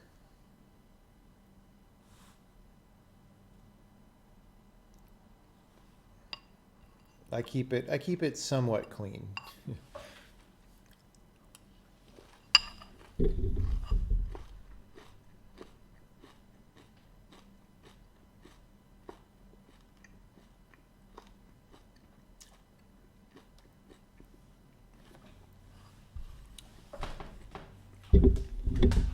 I mentioned that something became a procedure at some point. Okay.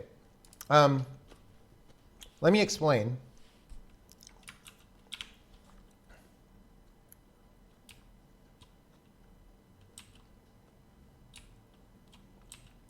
So the way polymorphism works here, which is our version of templates, right, is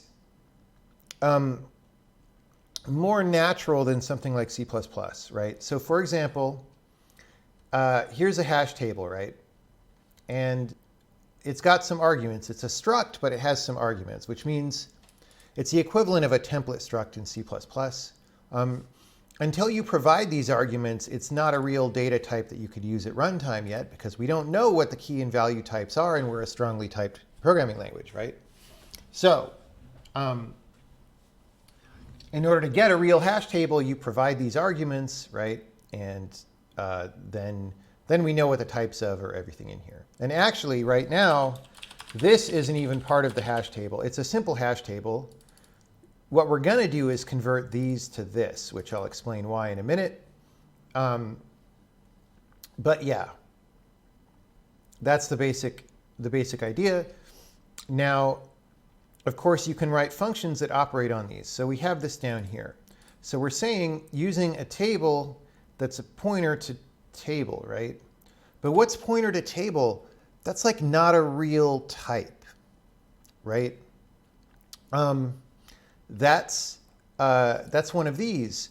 But what are the key and value type? We don't know, right? So in C++, you would have to say here, you would have to say like template, type name, table, whatever, and then some things. We don't do that. What we do is we say it's a pointer to table, just like if it was a regular struct. And why is that? That's because you might have a struct that doesn't have any arguments, and then you might want to go add arguments later, and maybe the arguments even have default values, so none of your code has to change. And then all the functions that you wrote that took those structs as an argument still compile, even though you made it from non-polymorphic into polymorphic, right? So that's a very powerful thing. And so when the compiler sees this, it says, oh, what is table? Well, it's this thing. So it sort of desugars this. It rewrites this into the following thing. I should have explained this back when I was debugging it. It rewrites this into the following thing. It's a pointer to table of some key type, right? And some value type. And actually, the names that are picked for these, you might have seen at some point, were like autopoly, key type, whatever, right? Just to have unique names that won't collide with other things, right? So it generates some names like that, right? Why? So let's reshorten these to like KV so we could read it. It basically generates this, and that's the thing that we were working on and that sort of caused all the problems and was too complicated before and that we've simplified, right? So once it does this, then this procedure realizes it has $signs in it, and it's able to do the things that are required to expose these for polymorph matching, which is basically what C++ requires you, you know. It would actually be like this maybe in C++, I don't know. Like C++ requires you to declare these. We pull these out by an automated process so that you don't have to declare them. And in this case, we allow you to say this without declaring the arguments, and we create them, right? And so the reason it didn't really turn into a procedure. It's just that this right here, this is the syntax for a procedure call. Sometimes that means call a procedure. Sometimes it means instantiate a struct, and they share the same syntax. So the syntax tree node for this is procedure call, even though it's actually a struct instantiation. So that's why I was talking about procedures and stuff. Does any of that make sense? Was that a reasonable explanation? I think that that's what you were asking about. Maybe it wasn't. Maybe it wasn't.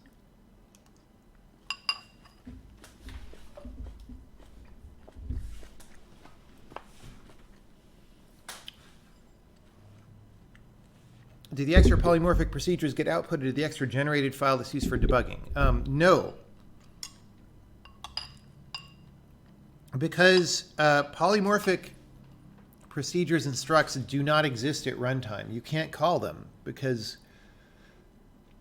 they're not real code yet. So it wouldn't make sense to put them in like your PDB file or whatever, because your program cannot ever use them in that form.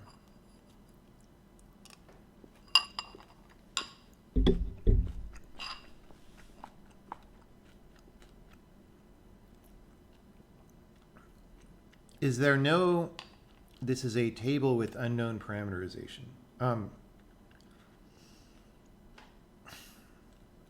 There isn't right now. I've thought about adding that. It's just, I need to have concrete cases in which that's useful to know whether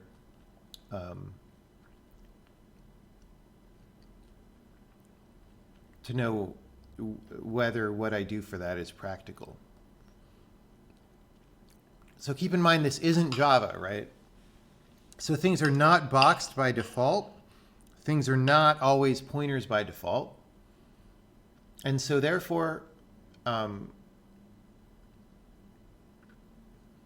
if you were to say table with unknown parameterization, in order for that to be meaningful, for you to be able to like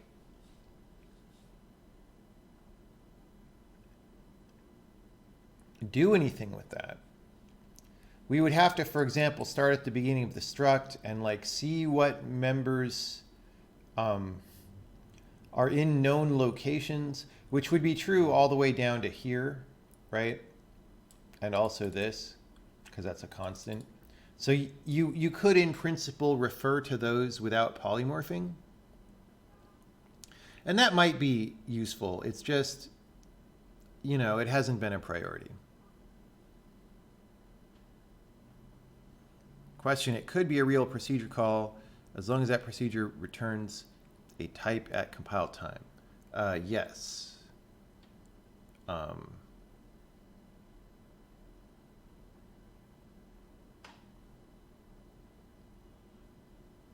Which actually, though, yeah. We haven't quite turned on the ability to do that yet without you explicitly saying run at that location, but we will because it's part of macros being powerful.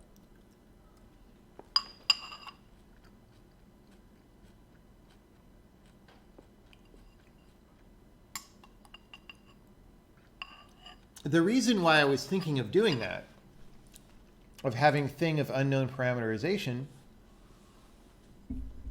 is because sometimes you might be able to cut down on code bloat, right? Like if you know that a function only manipulates values that are known, then yeah, you don't have to polymorph it, right? And that could be good if you can do that a lot. But, you know, who knows? Who knows if in reality that's very practical?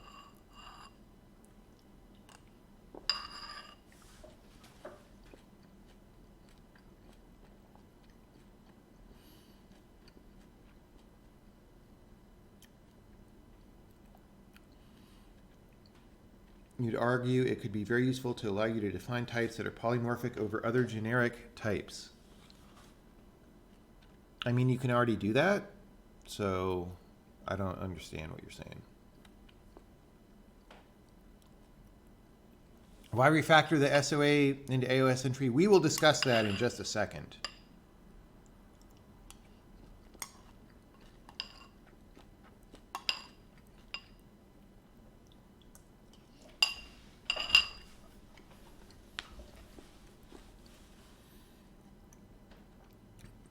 Why didn't I use table with bracket KV syntax? I didn't see a reason to do that.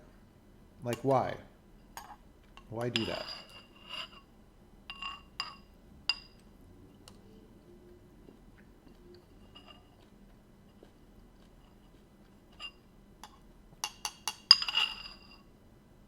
Bowl looks like a witness bowl, I guess.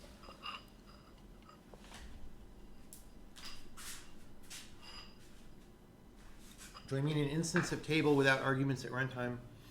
Something like that, yeah.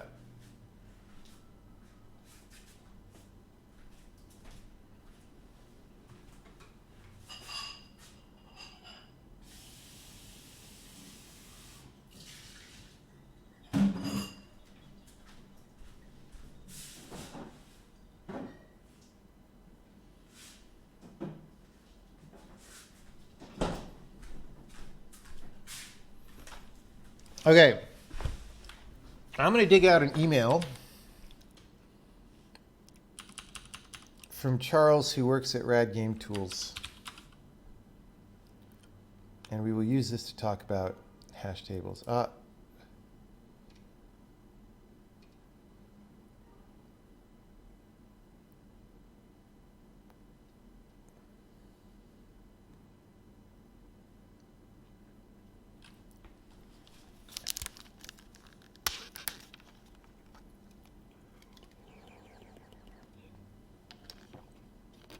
Okay, we have okay. Here's the thing. 2 years ago, let me find the email. 2 years ago, there was an email thread with some people, most of whom work at Rad, about what's a good hash table. And Jeff was doing some stuff with Robinhood hashing, because that was trendy back then. And there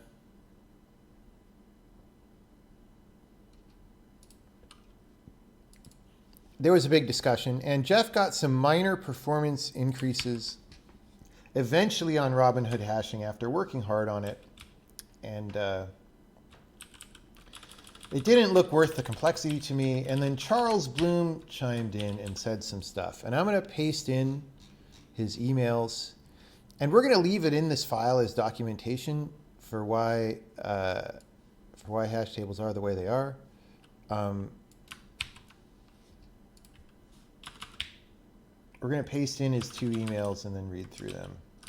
We're going to say, it's going to be kind of a big comment, but so Charles says, last time I looked at hashing, my conclusions were a properly loaded, i.e. not too full, less than 70% or so hash table satisfies almost all queries in the first slot. I think any statistics or testing of open address hashing at more than 70% full is not helpful, right? Because memory, like just spending more memory on your hash table is not that big of a deal on modern computers. So, you know, ensuring that your table is 70% full or less is not a big deal, right? 2, because of number 1, what you do after the first probe is almost irrelevant, right? There's all these fancy complicated. So like Robinhood hashing is one technique where like, oh, to optimize for probes that miss, we do the following thing. And you actually have to be very fancy before that represents a real win. But it's almost irrelevant because, as Charles says, in a not too full hash table, you're not really going to collide anyway, right? Unless you have a bad degeneracy, I guess, unless you're being attacked as well, right?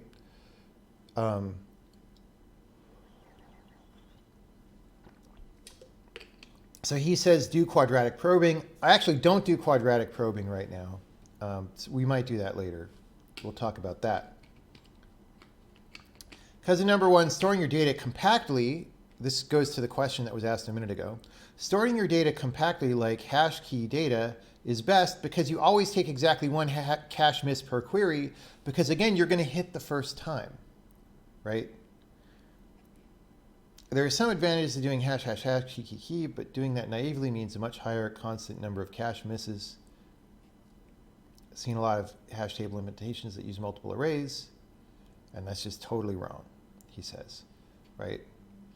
And after thinking about it, I agree with this. I can think of some reasons why you might sort of still want to do hash, but like not really. I can't make a strong case for it yet.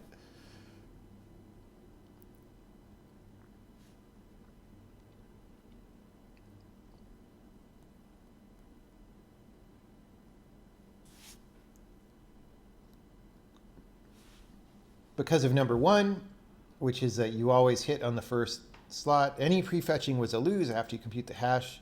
You need that first line immediately, so there's no time for a prefetch. That also makes sense.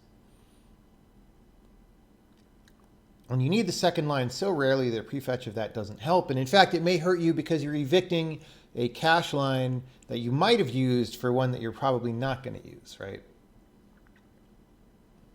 Because of number one, cuckoo hashing is strictly worse since it needs 2 cache lines instead of 1. Because of number one, the hash function is at least as important as the lookup method. The hash function probably takes more clocks. The only time to ever look at hash table speed is if you're memory constrained. If you're not, then hey, just make it bigger and it also gets faster. So given that you're memory constrained, you always have to trade off 2 things that are making the key data smaller or omitting 1 or key hash data. Okay, whatever. We're not memory constrained.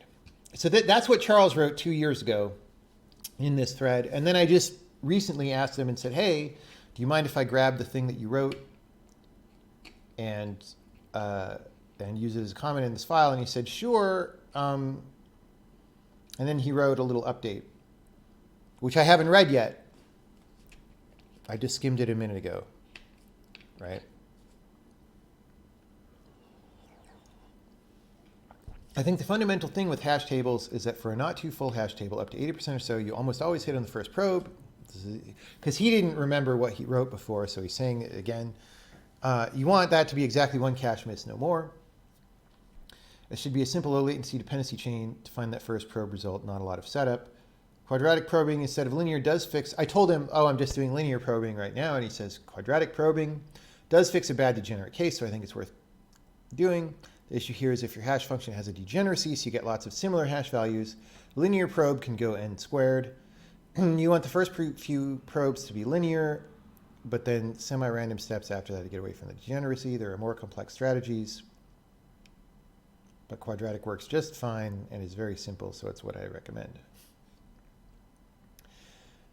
In his opinion, any optimization beyond that is total bullshit outside of a specific well-defined usage.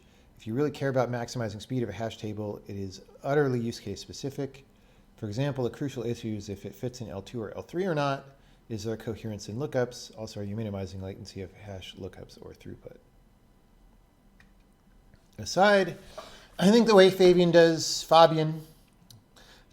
cache table lookups in OODLE is interesting. In OODLE LZ, we use cache tables for matching. When it makes sense, the maximum speed comes from a Krakenified data flow. The general theorem of Krakenification is to take work that's like if A, B, and change it into pass 1. A gets A gets A, B gets B, B gets B. Pass 2. I don't quite get it yet. In this case, rather than do a bunch of if hash hit conditionals, we separate batches of hash lookups away from the work that responds to that hash lookup. Okay, so this is like generating the hash code.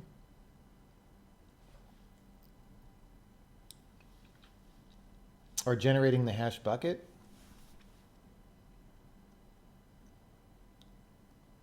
So you can SIMD bunches of hash computations and lookup, store the result, and then do a separate loop that reads those results. That makes sense. This method has high throughput, but obviously very long latency. For a single hash lookup, SIMD hash table sounds good, but it actually makes the execution graph very sequential, so you'd be underutilizing the chip unless you have other work that can ILP. Instruction level parallelism is what that stands for with the hash lookup. Doing the Krakenification to a separate pass allows us to get overlap because we aren't immediately branching. So all of this is all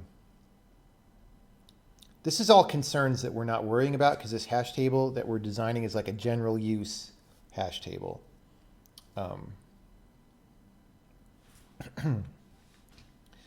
If you're trying to maximize throughput for a batch process that knows exactly what it wants to do, then that's what he's talking about here. If your work has a flow like if A, B, L, C, it's usually best in scalar because the scalar instructions are very good at overlapping and hiding latency. It's good to have more instructions with short latency. Yeah, you only get big wins from SIMD if you can reorganize to AAA, BBB, CCC. Yep, that all makes sense. I don't think we need this to explain the design of the hash table, although it's a good write-up that makes sense. I do think we're going to want this.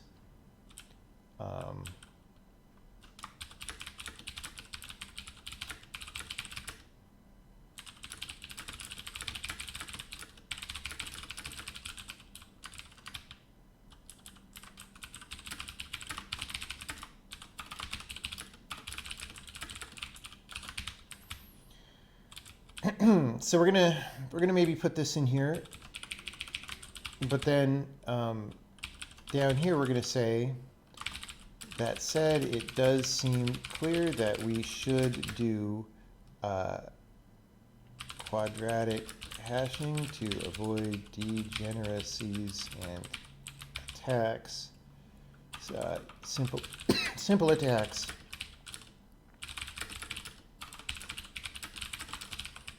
Okay.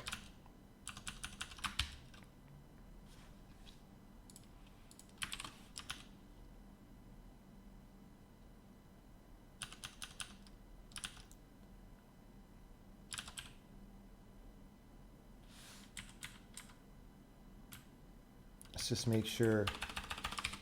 Like, now I'm paranoid that like we didn't build release build and test it with release build or whatever.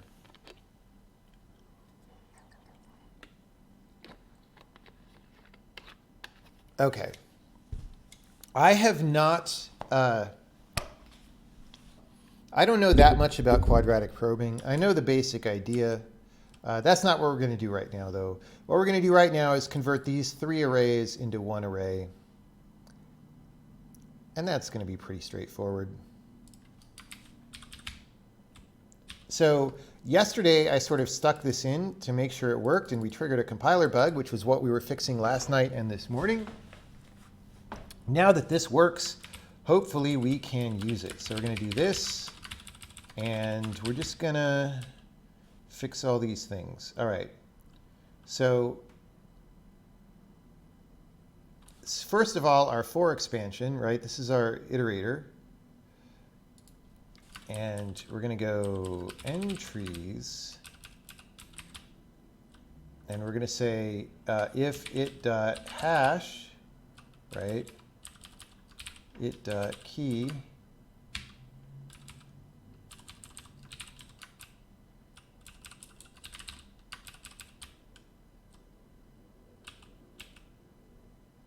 Oh, actually not it. We don't want that to be it. We're going to say entry.key,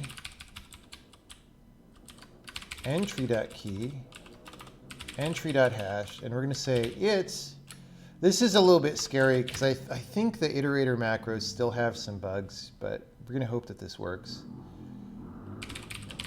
We're going to set that to be the value and it index to be the key, right? So again, this is our iterator that used to take multiple screens worth of code. Now it's very small.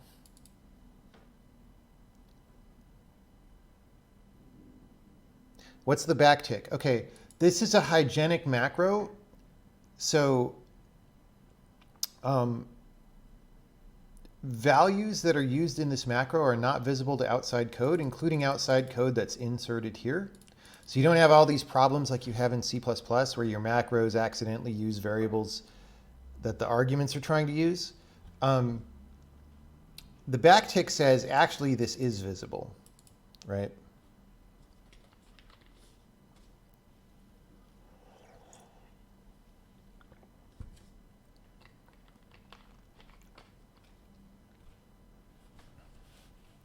Okay, so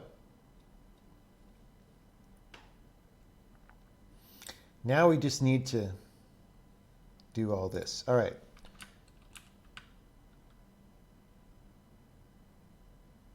So we're going to say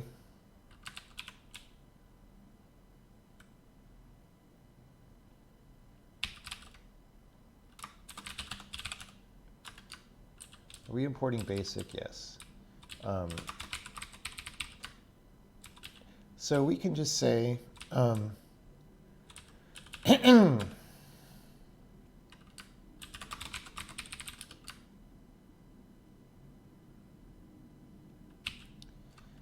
wait, can just say entries is new array of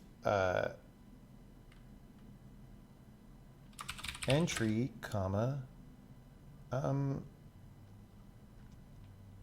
n, comma,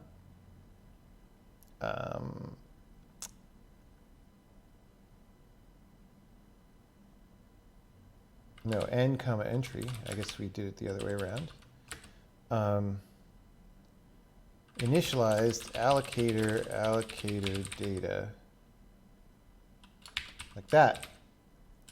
And we're not going to have this table block alloc thing. We're just simplifying this.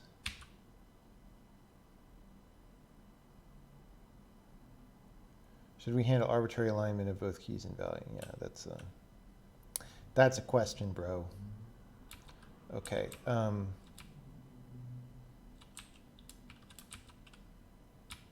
This table block alloc is going. So we were like 360 something line. Well, that's a big comment, so it's hard to say. Anyway, we just do that.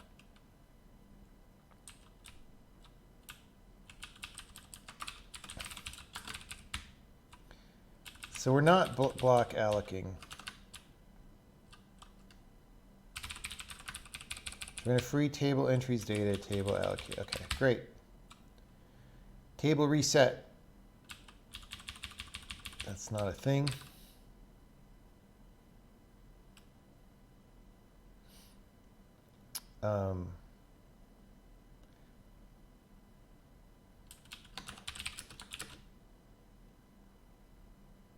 Should we just mem set all the entries?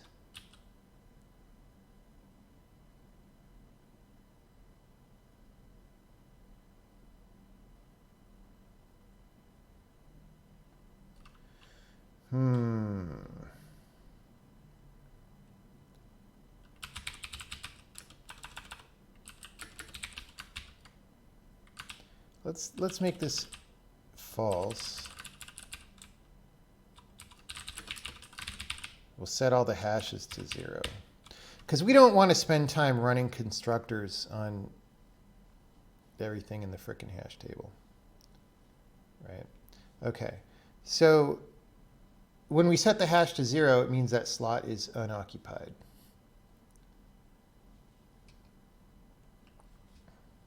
All right.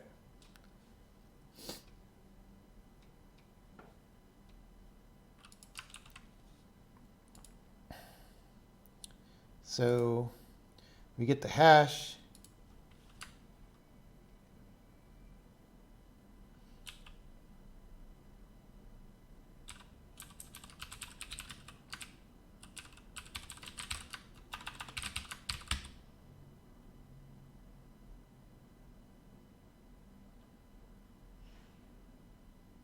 So this is our linear probe. We're just adding 1 to the index, right?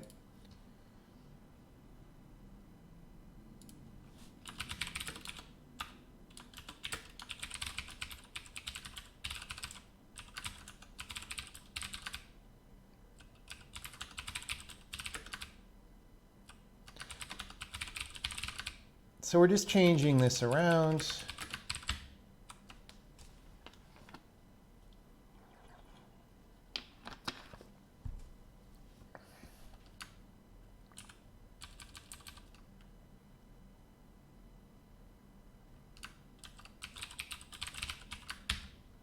I guess we return the value pointer. Okay.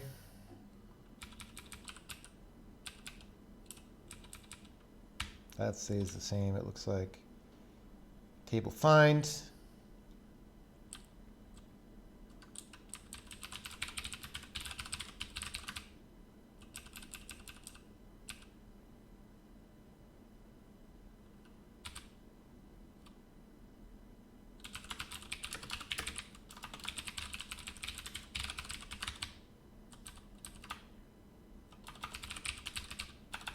If the hash matches, if the keys match, I mean, that could just be an and, I guess. But maybe we let people set a breakpoint there. I don't know. Anyway, no, let's actually do it. If the hashes match and the keys match, I mean, the thing is, you might want to add like a comparison function or something, and we might want to know if that exists. So I'm just gonna leave that. Okay. Table find. Table remove.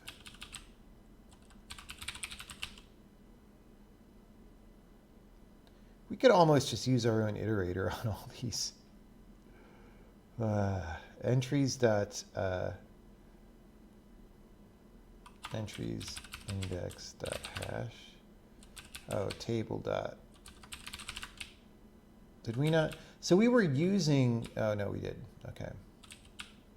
Let's do the same thing here. We'll get this short name. Wait, we said return table dot values.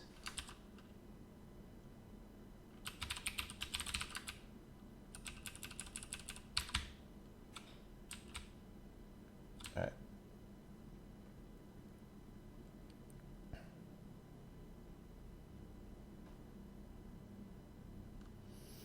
Table remove, which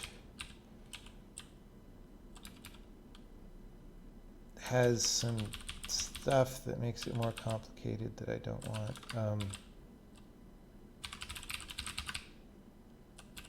Well, here we just did the same thing. We put it all as an and there, so whatever.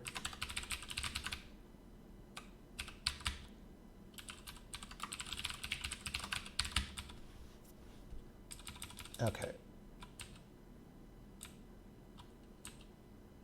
All right, we expand the table.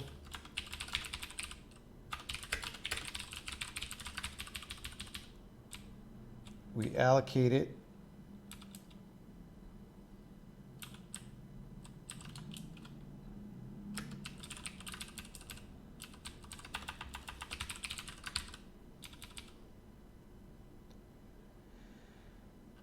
If entry.hash is good as table add, table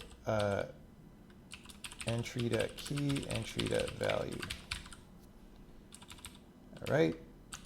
And then free with entries.data. All right. Bam. Much simpler. And then this block alloc goes away. So we removed about 40 lines of code.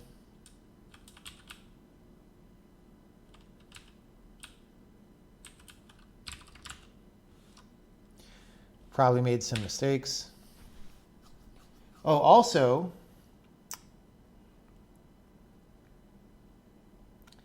the compiler itself defines a different iterator, or the game, the Sokoban game, has its own iterator for this hash table. So we're going to have to go fix that. But first we have to fix these. Error,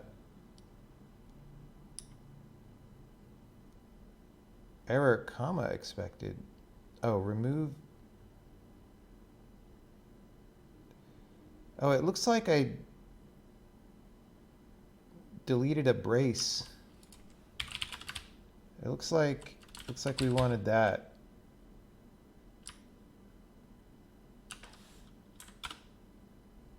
All right. Yeah, so we're doing stuff where we access the hash table directly.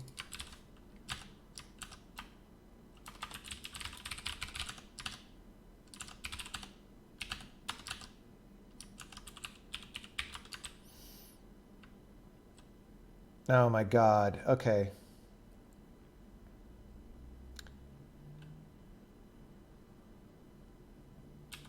Get catalog. And we're going to have to rewrite this. It's not that bad, but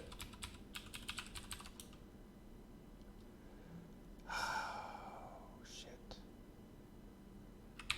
We can't do this way at all now.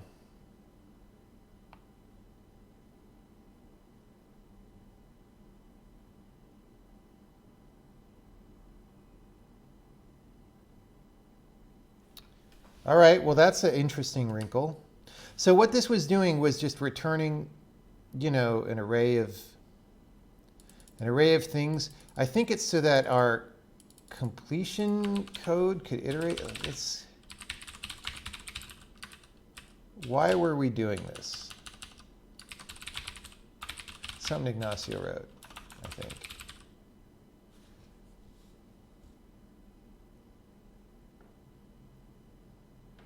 Okay. Wait. I know this frickin' program doesn't even work. Like, I know get catalog entries is there because it's there. Why are you telling me? Oh, no, because I changed the name. But it does sometimes not work. Okay, so 1885, just down below. I renamed the function. You are correct. Okay. So this is for autocomplete. We're getting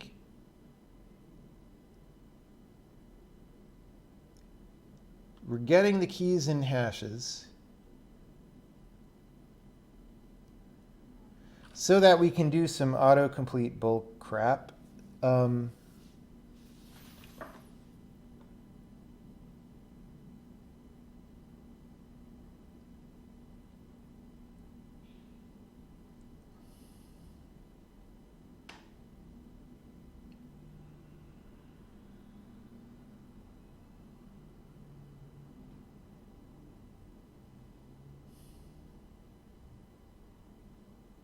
See, when these were stored as separate arrays, we could just return the separate arrays.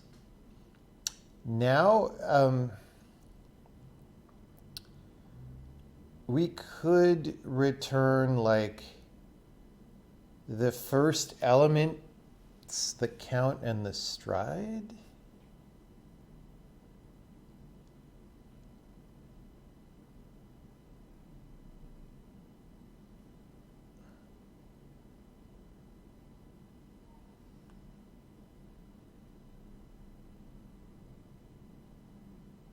Yeah.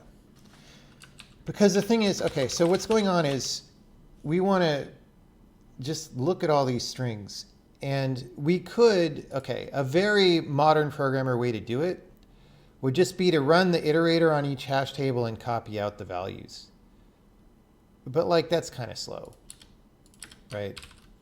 So what we could do is say, look, here's the pointer to the first key and the pointer to the first value.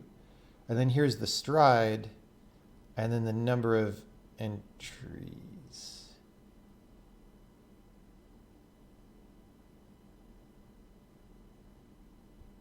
Or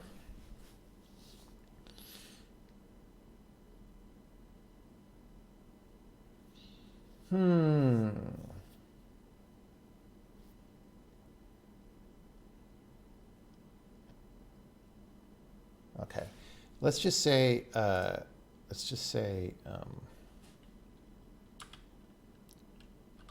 entry info is a struct, and it's got like first hash, U32, first key, let's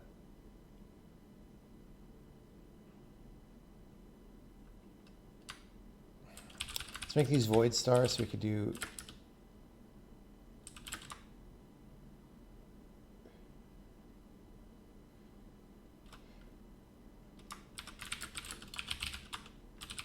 first value is a pointer to void. Oh, we don't actually need the, okay. Cast to string. See, we know the types of these things, but I want to do like frickin' pointer math on them. I guess it's fine. Will just be annoying. Okay.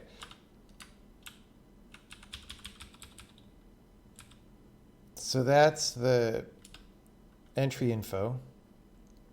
And we're going to have a function called make entry info, which takes a catalog, right? And returns an entry info. Catalog is polymorphic, right? Info dot, oh, and then stride is S64, I guess. Info dot first hash is, let's just say T is, no, let's just do this. First hash equals catalog dot entry 0 dot hash first key,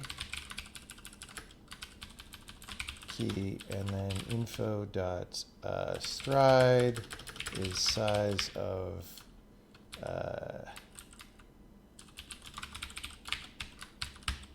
catalog dot entry.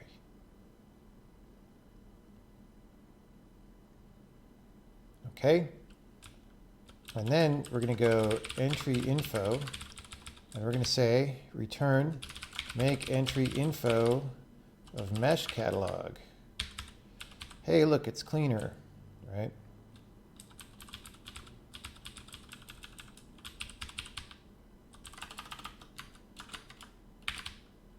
So we're making some entry infos of material, texture, shader graph catalog, material, was it material catalog? I don't know. Now these might be pointers or whatever. Yeah.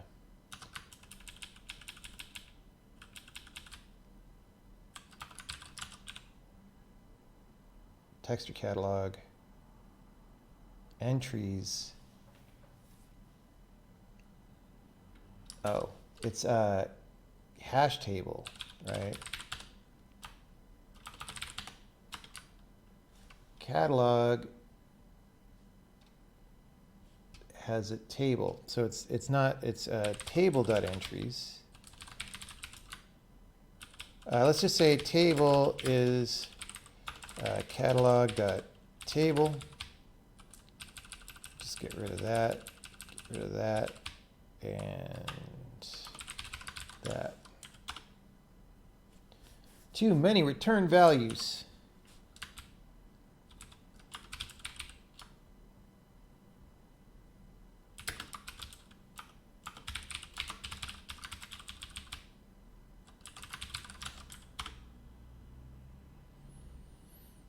Values is not a member. Okay, this is elsewhere. This is, remember when I said it has its own iterator? So we're jumping subjects for a second. We haven't finished this yet. We're jumping subjects for a second. This is our own iterator, which again,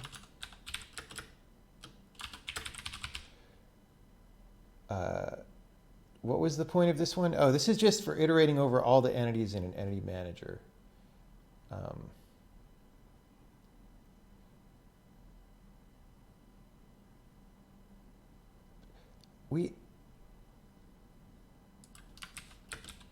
Okay.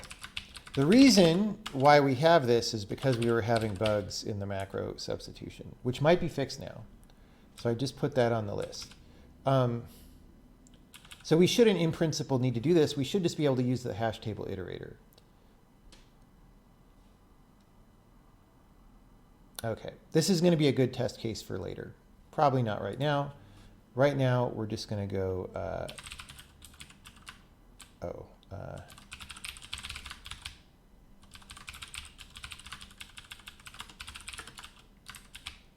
entry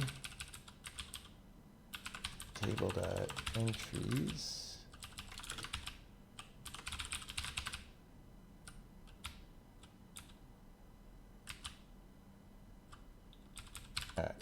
something like that. Okay, undeclared identifier entries. We ought to deduplicate. The reason we're getting this error message a billion times is because a bunch of different places in the program instantiated hash tables, and they're all counting as different functions. We probably should check that we already outputted that error message and just not do it again, right? That's just that. All right, get catalog keys and hashes does not exist anymore. All right, so now we're going back to this thing that we were doing.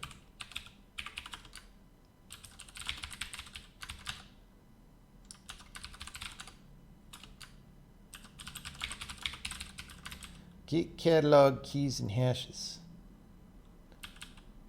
Instead, we say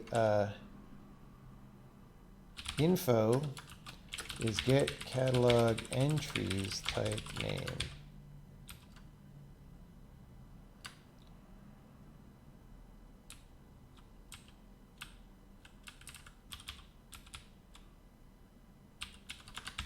If no stride return match array 0, we say there were no matches. Okay. So for info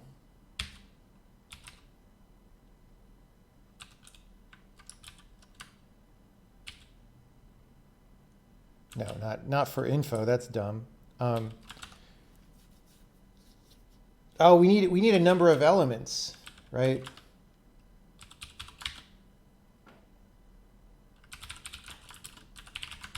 Duh.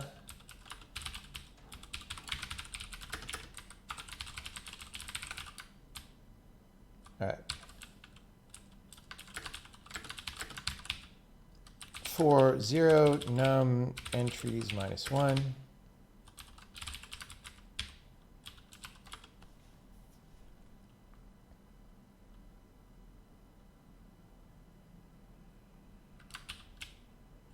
Let's make these void. Whatever. Hash is cast to U32 of first hash plus I, let's call this I, times info.stride key is cast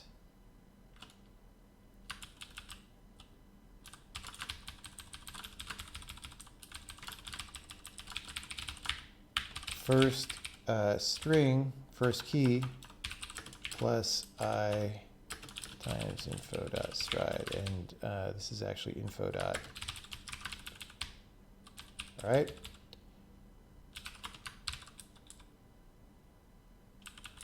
And then we check the key against the thing, and we add it to the match array. All right. So maybe that'll do the thing. I don't frickin' know.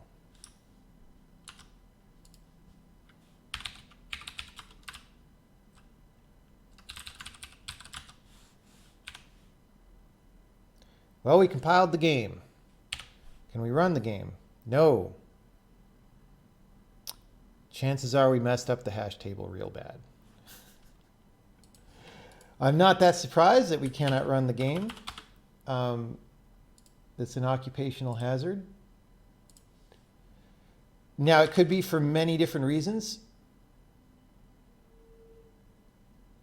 Oh. LLVM really doesn't like this. Undefined symbol make entry info? Link step, what? This is not the kind of bug that I was wanting to debug today. It doesn't like our new function that we made.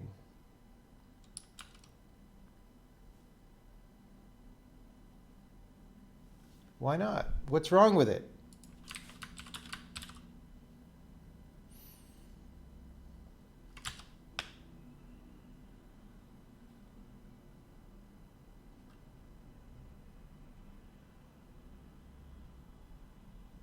Well, this sort of puts us in a pickle Because now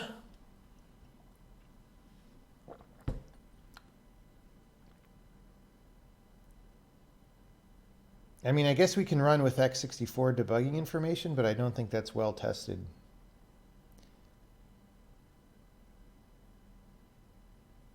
Undefined symbol make entry info. Why?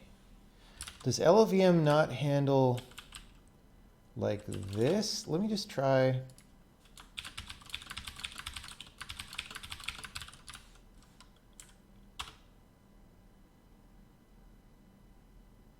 Okay, so that's an LLVM backend bug.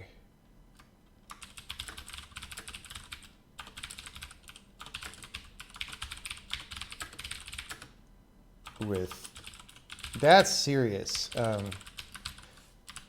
right, but I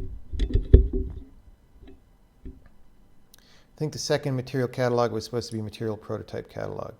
Maybe, I'm not sure. Is there such a thing? Material prototype. There is, okay. Well, let's do that then. There used to only be a material catalog, and now there's a material prototype catalog, I guess. All right, so we are crashing. Is it because I messed up the compiler, or is it because... why is Soko debug? Oh, there it is. Or is it because I messed up the hash table? Or is it a different reason? SDBM hash. Access violation. Okay. Where are we? We're getting a hash. Table add. The key is clearly an incorrect string. Oh, we're expanding the hash table.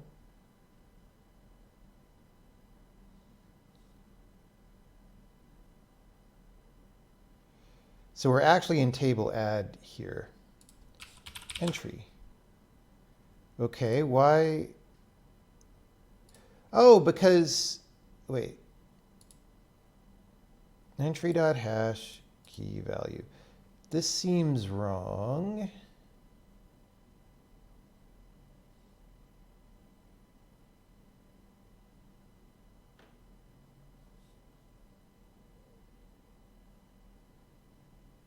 Oh, this is wrong.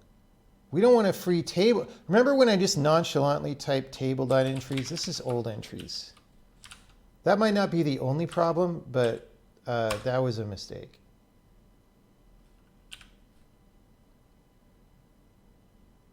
Hey, look. Okay, we got further. Now it's complaining about occlusion queries, which I don't think is related.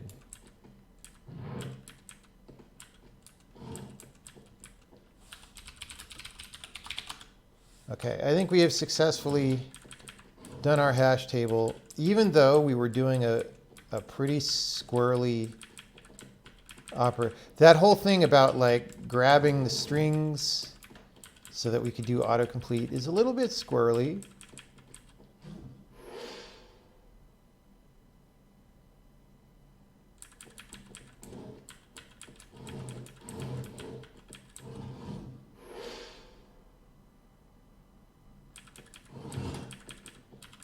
All right.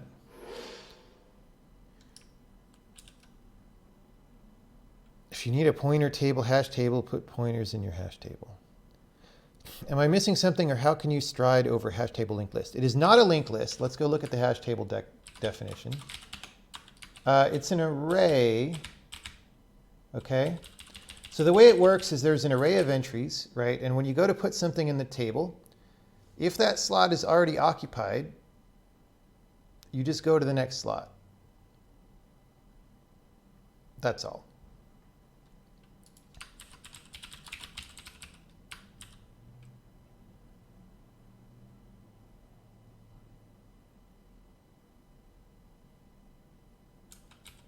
Emptiness factor of 2 is possibly too high. Yeah.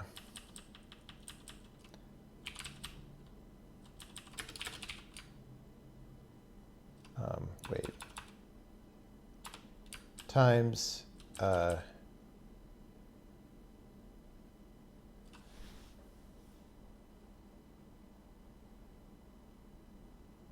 okay, so wait, we want filled over allocated is greater than or equal to 7 divided by 10. Therefore, filled times 10 is greater than or equal to allocated times 7, right? So we're going to have an occupancy factor of 70% by default. This might be a parameter that you could add to the table as well. Times 7 greater than or equal to table.allocated times 10. Hard-coded fullness limit of 70% could make this a parameter with a default. Okay.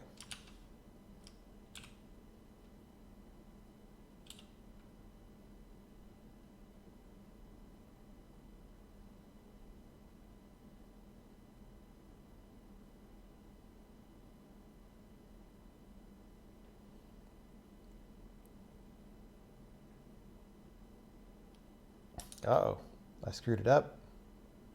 I think we're infinitely resizing our hash table now.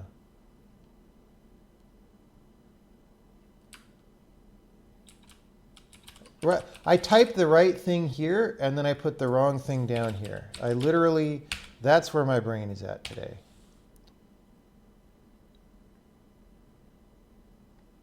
That is where, but now we're getting occlusion query problems literally every time.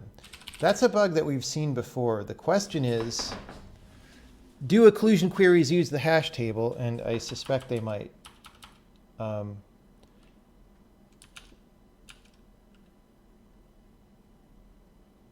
kind of want to check if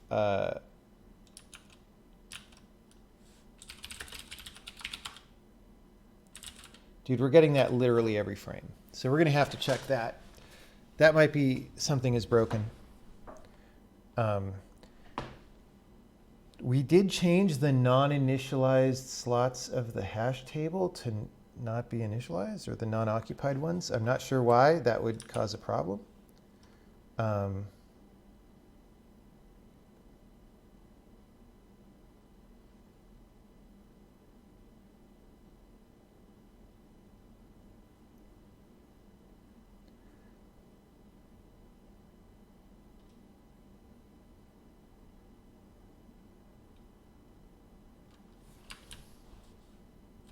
Put the times close together.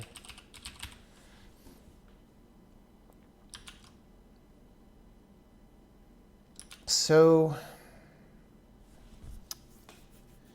how do I test this autocomplete thing? Where does that kick in? I think if I open the editor and I load some stuff, and I go to like the materials panel, and I start typing a material. Oh, I guess if I do it here, oh, it completed. See that? B, see that? C, so it totally worked the first time. F, K, and this is the material prototypes, the one that we got wrong initially. All right. Great. So meshes as well. So we could go E, F, there, F. We're cycling through all the different completions for FOL.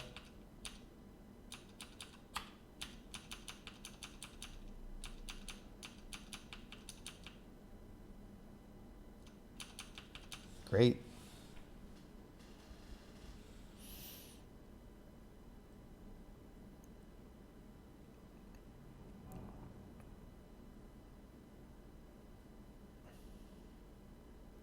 If memory is expensive compared to CPU, you're wasting 20 to 30% money. That's not a little difference. That is true. As always, so the thing is, right here, we are not trying to do a hash table that will be perfect for everybody in all cases, right? What we are trying to do is provide a simple hash table that is useful to many people in many cases, right? And that makes the core, like as a core data type, the goal is for it to be simple enough that you might enjoy understanding how it works, as opposed to a typical C++ disaster.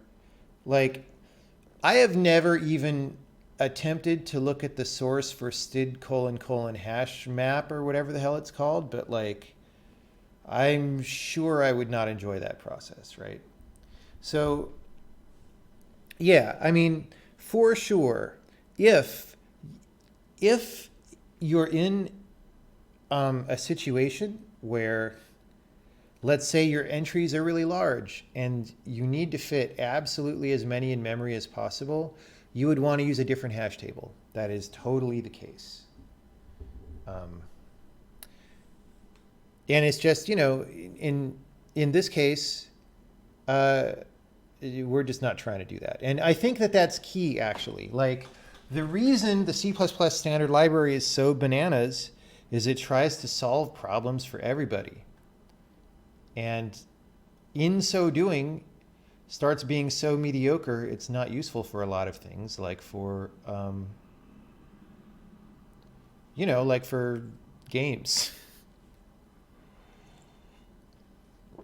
Core data type, meaning you're going to be shipping a standard library. Yeah, sort of. I mean, it's not a standard library in the same way as C or C++. It's more like, here's some code you could start with if you want, and you could do something else instead if you want.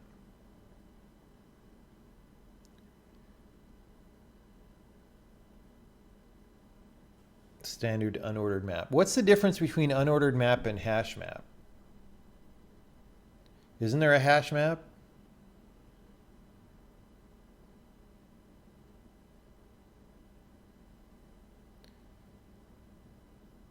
There is no hash map. Okay. I don't know why people call things hash map then. Why do people call things hash map when it's a hash table? Like, that's a weird nomenclature that started happening. Blame Java? Okay. I blame Java. There are hash maps in other languages. Great.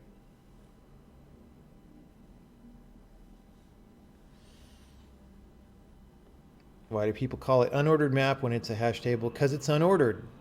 Because when you iterate over it, you get the results in a different order than when you put them in. Okay, I am concerned by this occlusion query situation, but it might be just a bug in the frickin' game that we're exposing, but I'm not sure why it would be any different. The question is, I didn't notice if this was happening before we changed the hash table. Here's what I could do. I could update on the laptop to before any of this happened. Problem is the laptop has a mildly different GPU, so who knows if it would even have the same problem. But I just want to see if it happens. I suspect the answer might be no, but we'll see.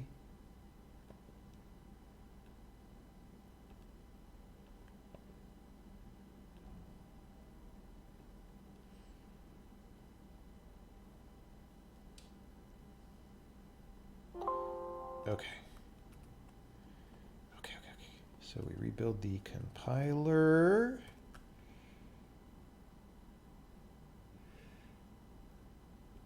It's a map of keys to values that uses hashes. That is true. Unordered map was named badly on purpose so people call their hash map. Dude, C++ is the king of bad names for standard components. It's astonishing how consistently badly they do. All right. I am not getting that error on the laptop. So let's take a look at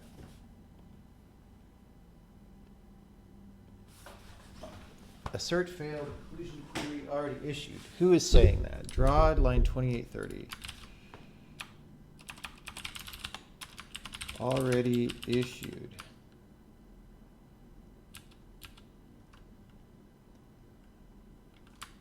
Does this have anything to do with hash tables? Or is it just like my graphics driver, or what's going on?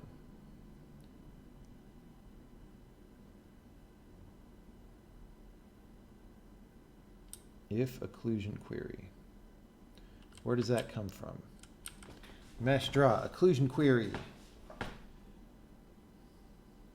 Let's just see. Let's break. Well,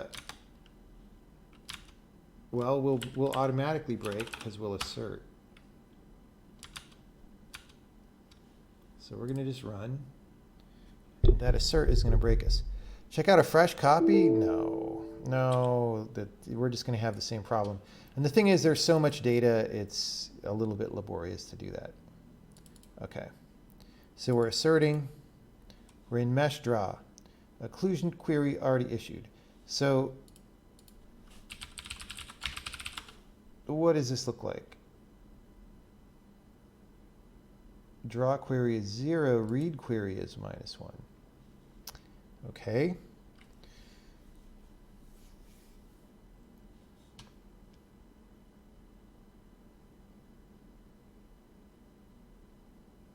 See, I don't understand how this is supposed to work.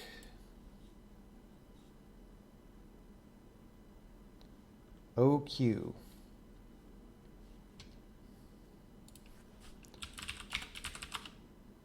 Mask pass false. Interior pass true. So this is coming from a thing called get query.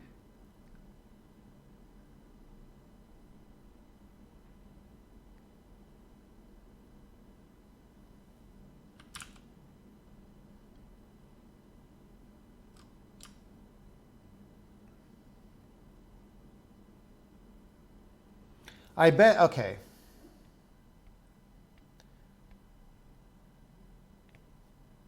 This is quite possibly reading from a hash table.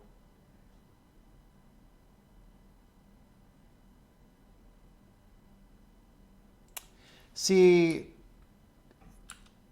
I have a bad feeling about this.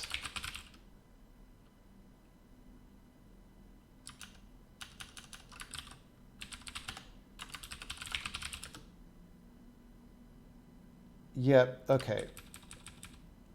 This is not legal. This is bullshit. Because the table could resize. All right. Well, note that the return pointer is not guaranteed to be valid after the next query is requested.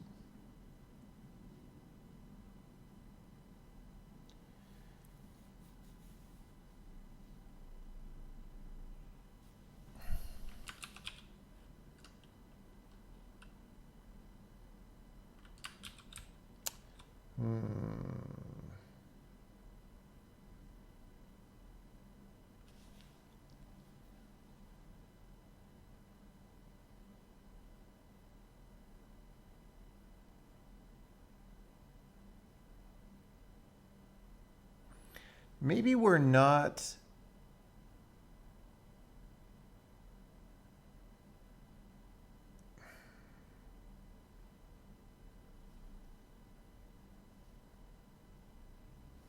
Let's break in get query, because we might be making a dumb mistake.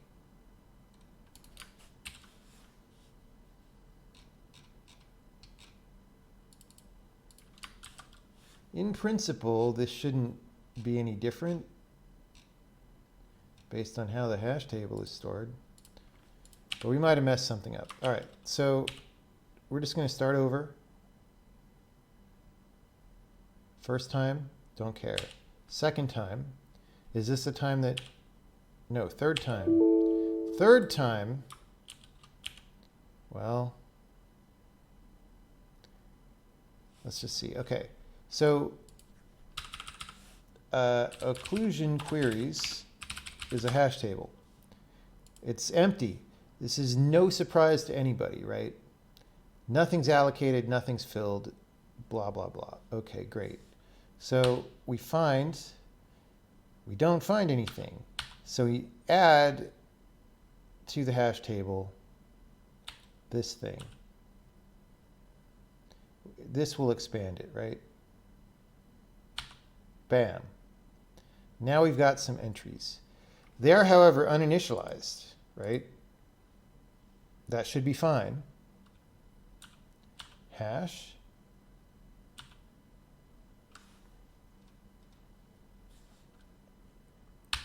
Okay.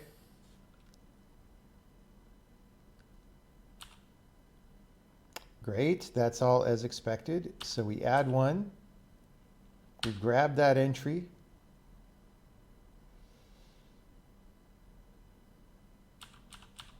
I probably just messed up one of these conversions that I did. Entry. Hash is this, the key is this, the value is this. Note that the value does have -1s, as you'd expect. We return the pointer to the value. That is fine. All makes sense. Second time. We're finding, we don't find it, okay? So again, we shouldn't expand. We get the index. What was the index last time? I don't know. 30 this time. Empty slot.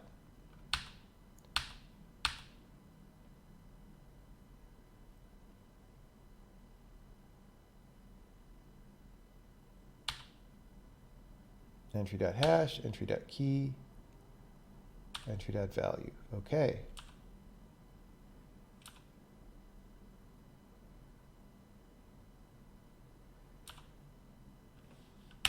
Third time. Table find. Index is 31.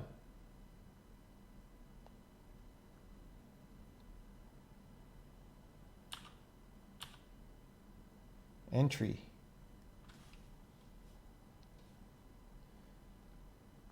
We have collided already, which is kind of a bad sign.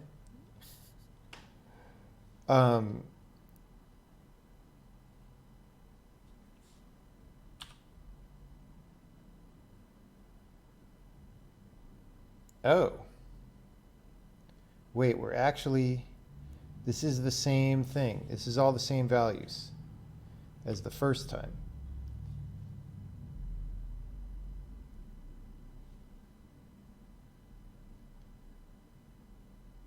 So this query was never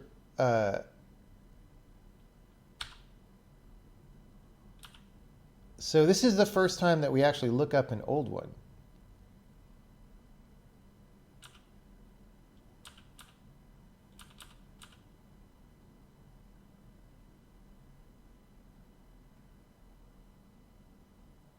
All right, let's go straight there again.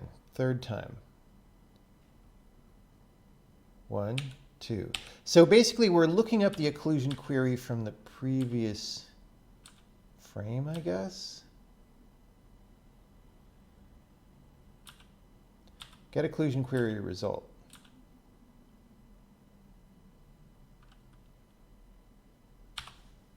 What does result say? 0. I don't know what any of that means. Pixels failed. Okay.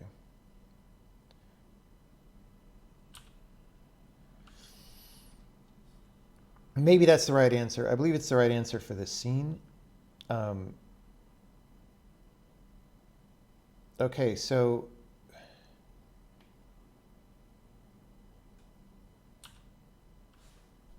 the problem is this is like still 0.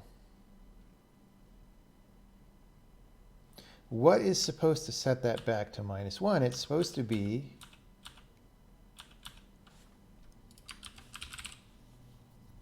It's supposed to be end occlusion query, I assume. Except I don't see that anyone ever does that. Update occlusion queries.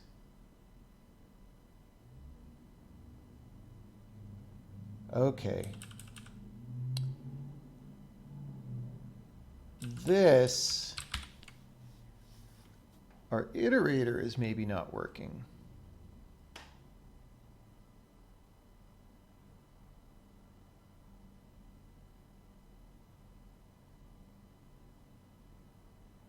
Oh, geez. You know what? You know what we forgot to do? Do you know what we forgot to do?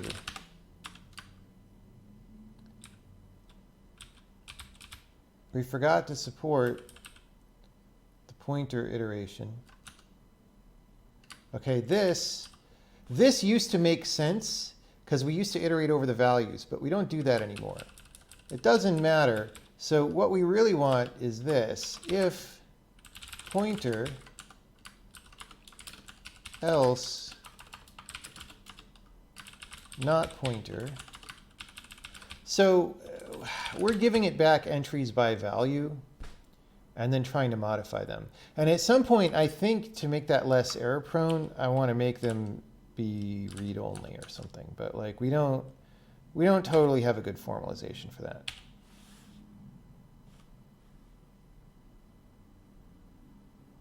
Ta-da, no more occlusion query failures. Well, I hope everybody enjoyed that.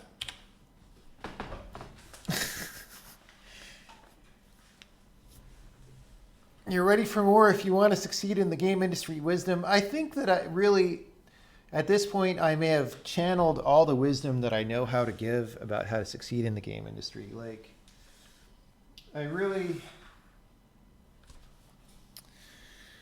I don't know if there's anything else I could say. Opinion on Baby Yoda. Baby Yoda is not going to succeed in the game industry.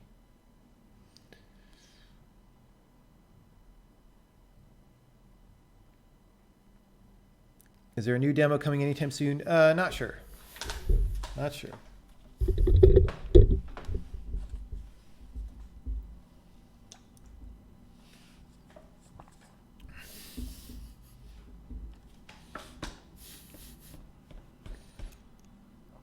Did I find a laptop I liked with physical mouse buttons? No, I didn't.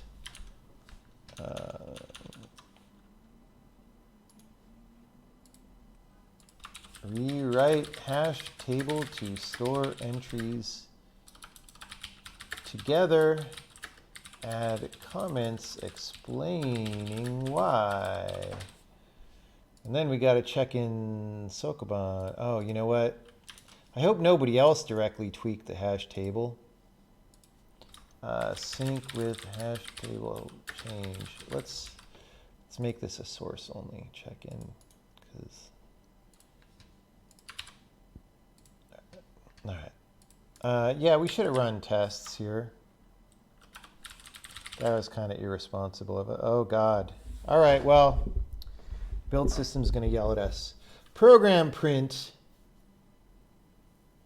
I think program print, this part was written before we had hash table iterators.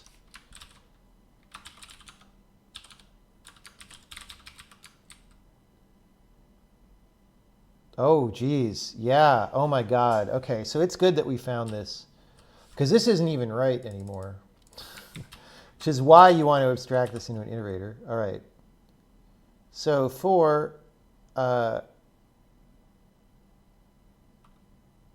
key value, is it key value or value key? It's value key, which is weird, but also corresponds to what makes sense. Okay.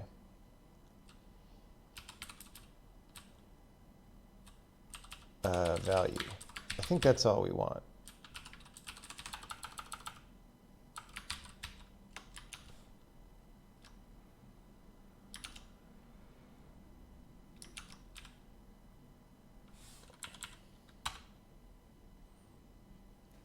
We did it more than once.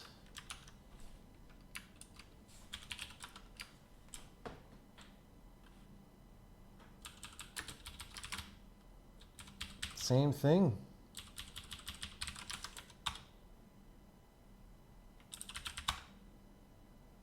All right.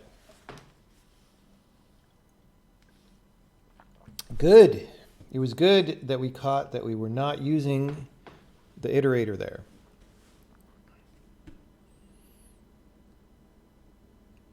Value key, that's not what the Hacker News kids are used to. I know. Any good resources on discrete math?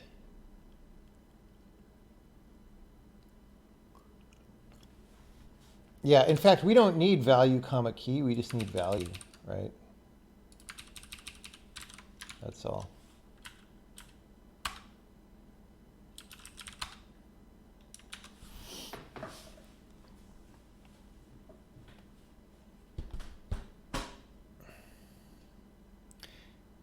How important do you reckon grades are opposed to working on personal projects? It depends on where you're trying to get hired.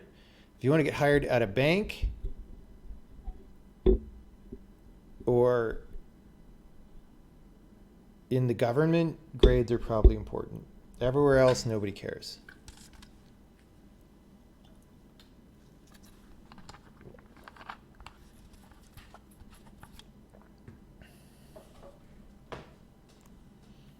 Can I share my thoughts about what I'm considering? I don't know. I just said everything I have to say about that last night, really. It's not a very specific thing. Do I think being woke is helpful to succeeding in the game industry? I don't think so. I think there's a world of Twitter where certain people are very loud, and it doesn't really correspond to the real world in many ways. I mean, I think that game industry companies are very interested in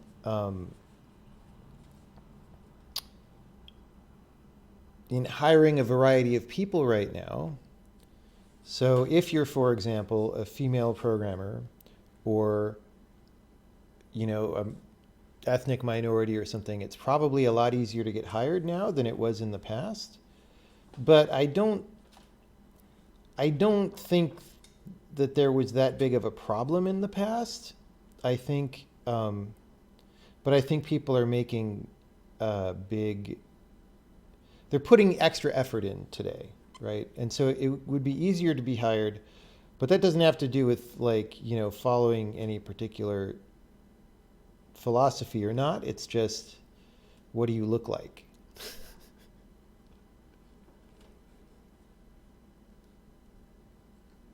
In Sweden, they go by grades first. Okay, well, I don't know about Sweden, so I'm just speaking for in the US. Saw Elon in an interview say he wants to make a company where Nikola Tesla could get an interview, but then said he didn't think it was possible today. Yeah, probably not, right? And what does that mean? What does that mean?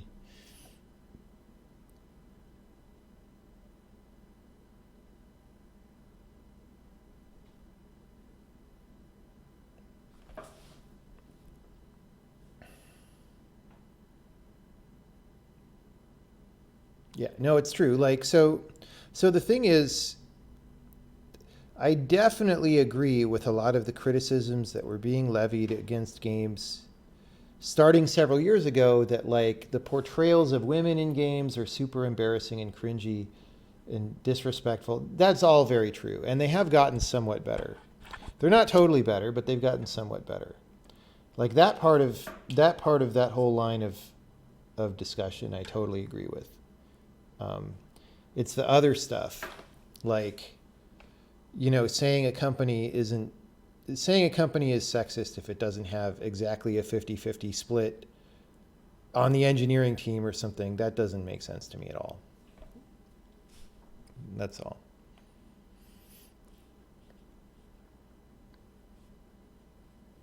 And I think, in fact, we've gotten to a point where people are taking these really weird ideas that they haven't even fully thought out, that they just want to believe because they sound good. And they're pressing them with full conviction. And the problem is it's damaging the credibility of the ideas that are more well thought out and are actually more important because they're more reality based.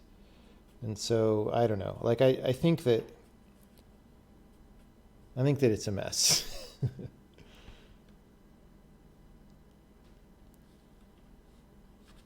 I think that it's a mess.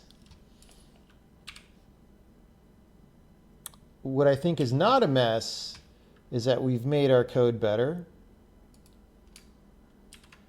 We made the hash table better. Let's see if we can, all right, we modified this on the 31st of December, 2019.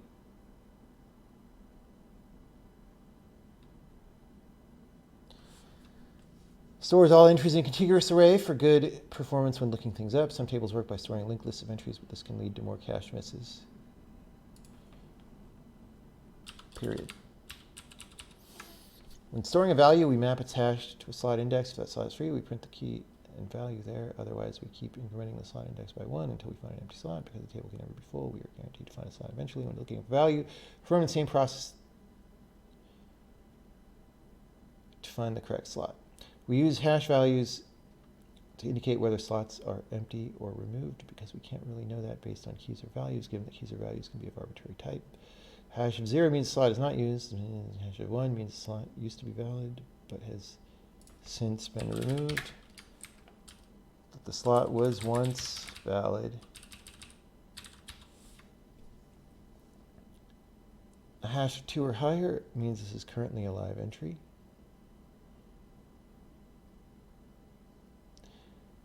Whenever we hash a key, if the result is less than 2, we just add 2 to it, put it in the valid range. 4 values out of our 32-bit hash range have a doubled probability of collision, but that's a small price to pay. You can iterate over the table straightforwardly. Blam. All right.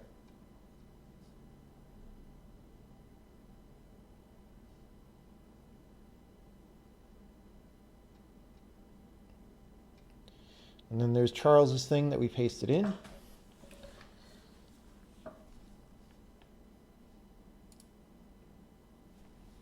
We'll just add some punctuation to what Charles wrote. What you do after the first vote is almost irrelevant. The only exception is if you have some bad degeneracy in your hash function or data, in which case anything you can do to break that degeneracy is a useful difference. Simplest seems to be quadratic probing because of number 1, storing your data compactly. Like hash key data is best because you always take exactly 1 hash per query. Some advantages doing hash hash hash key. But doing that naively means a much higher constant number of cache misses. I've seen a lot of hash table implementations. Let's spell it out.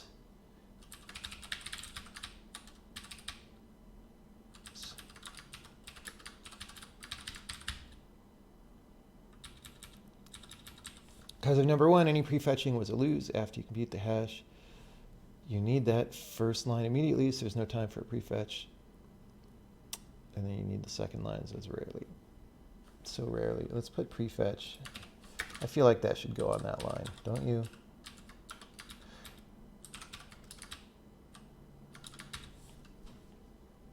And then you need a second line so rarely that a prefetch of that doesn't help. Because of number 1, cuckoo hashing is strictly worse. Because of number 1, the hash function is at least as important as the lookup method. Hash function probably takes more clocks.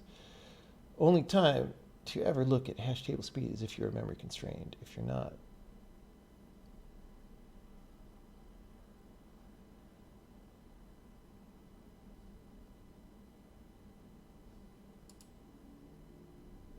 all right, great.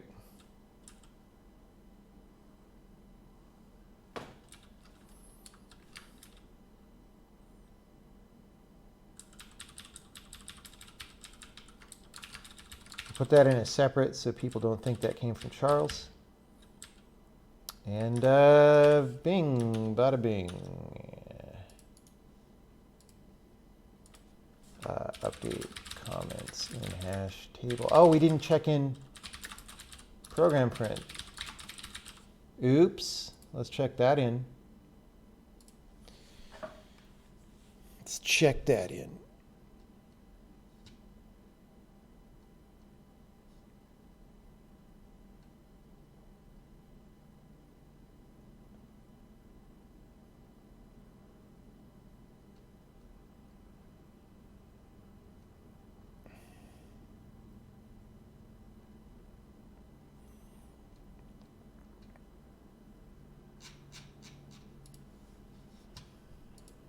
Okay, I think it is time for me to take a break and finish waking up and have a day.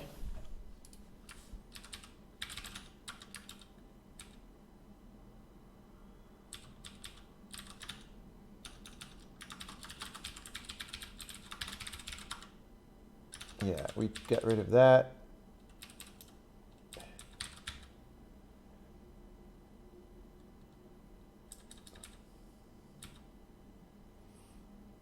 There's a bunch of little things to do here.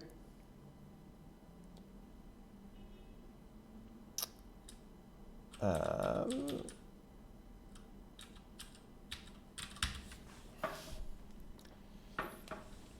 this is great.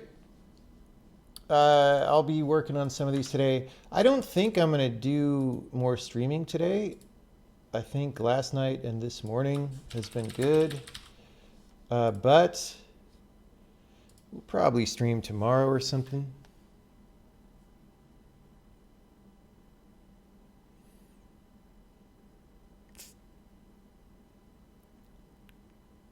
Last stream of the decade. Oh my God.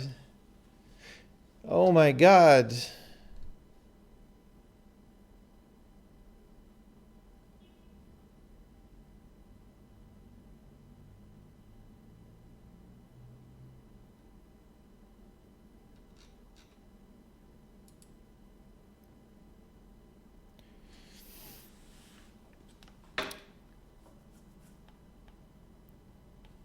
Well, everybody have a good rest of 2019, if you're not already in 2020, wherever you live. And we'll do some more stuff.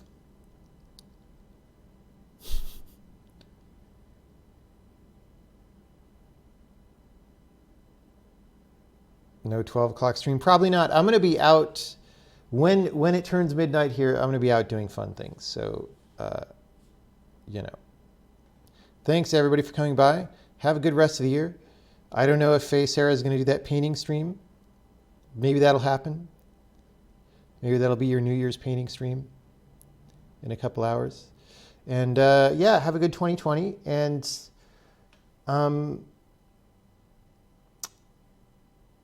it's time for me to go do the closed beta, I think, right now. 8 p.m. Eastern? All right.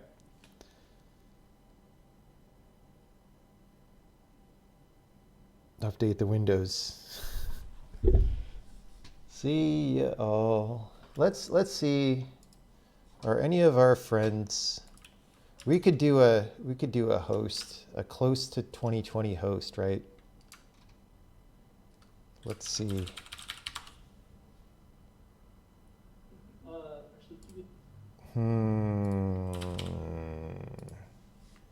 I don't want to spend that much effort looking for a host.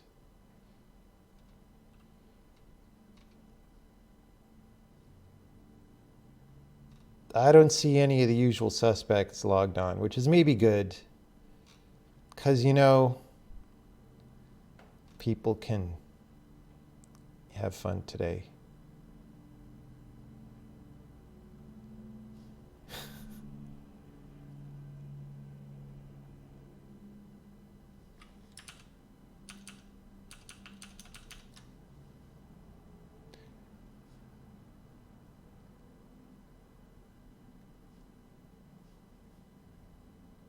All right, thanks everybody. I'll see you later.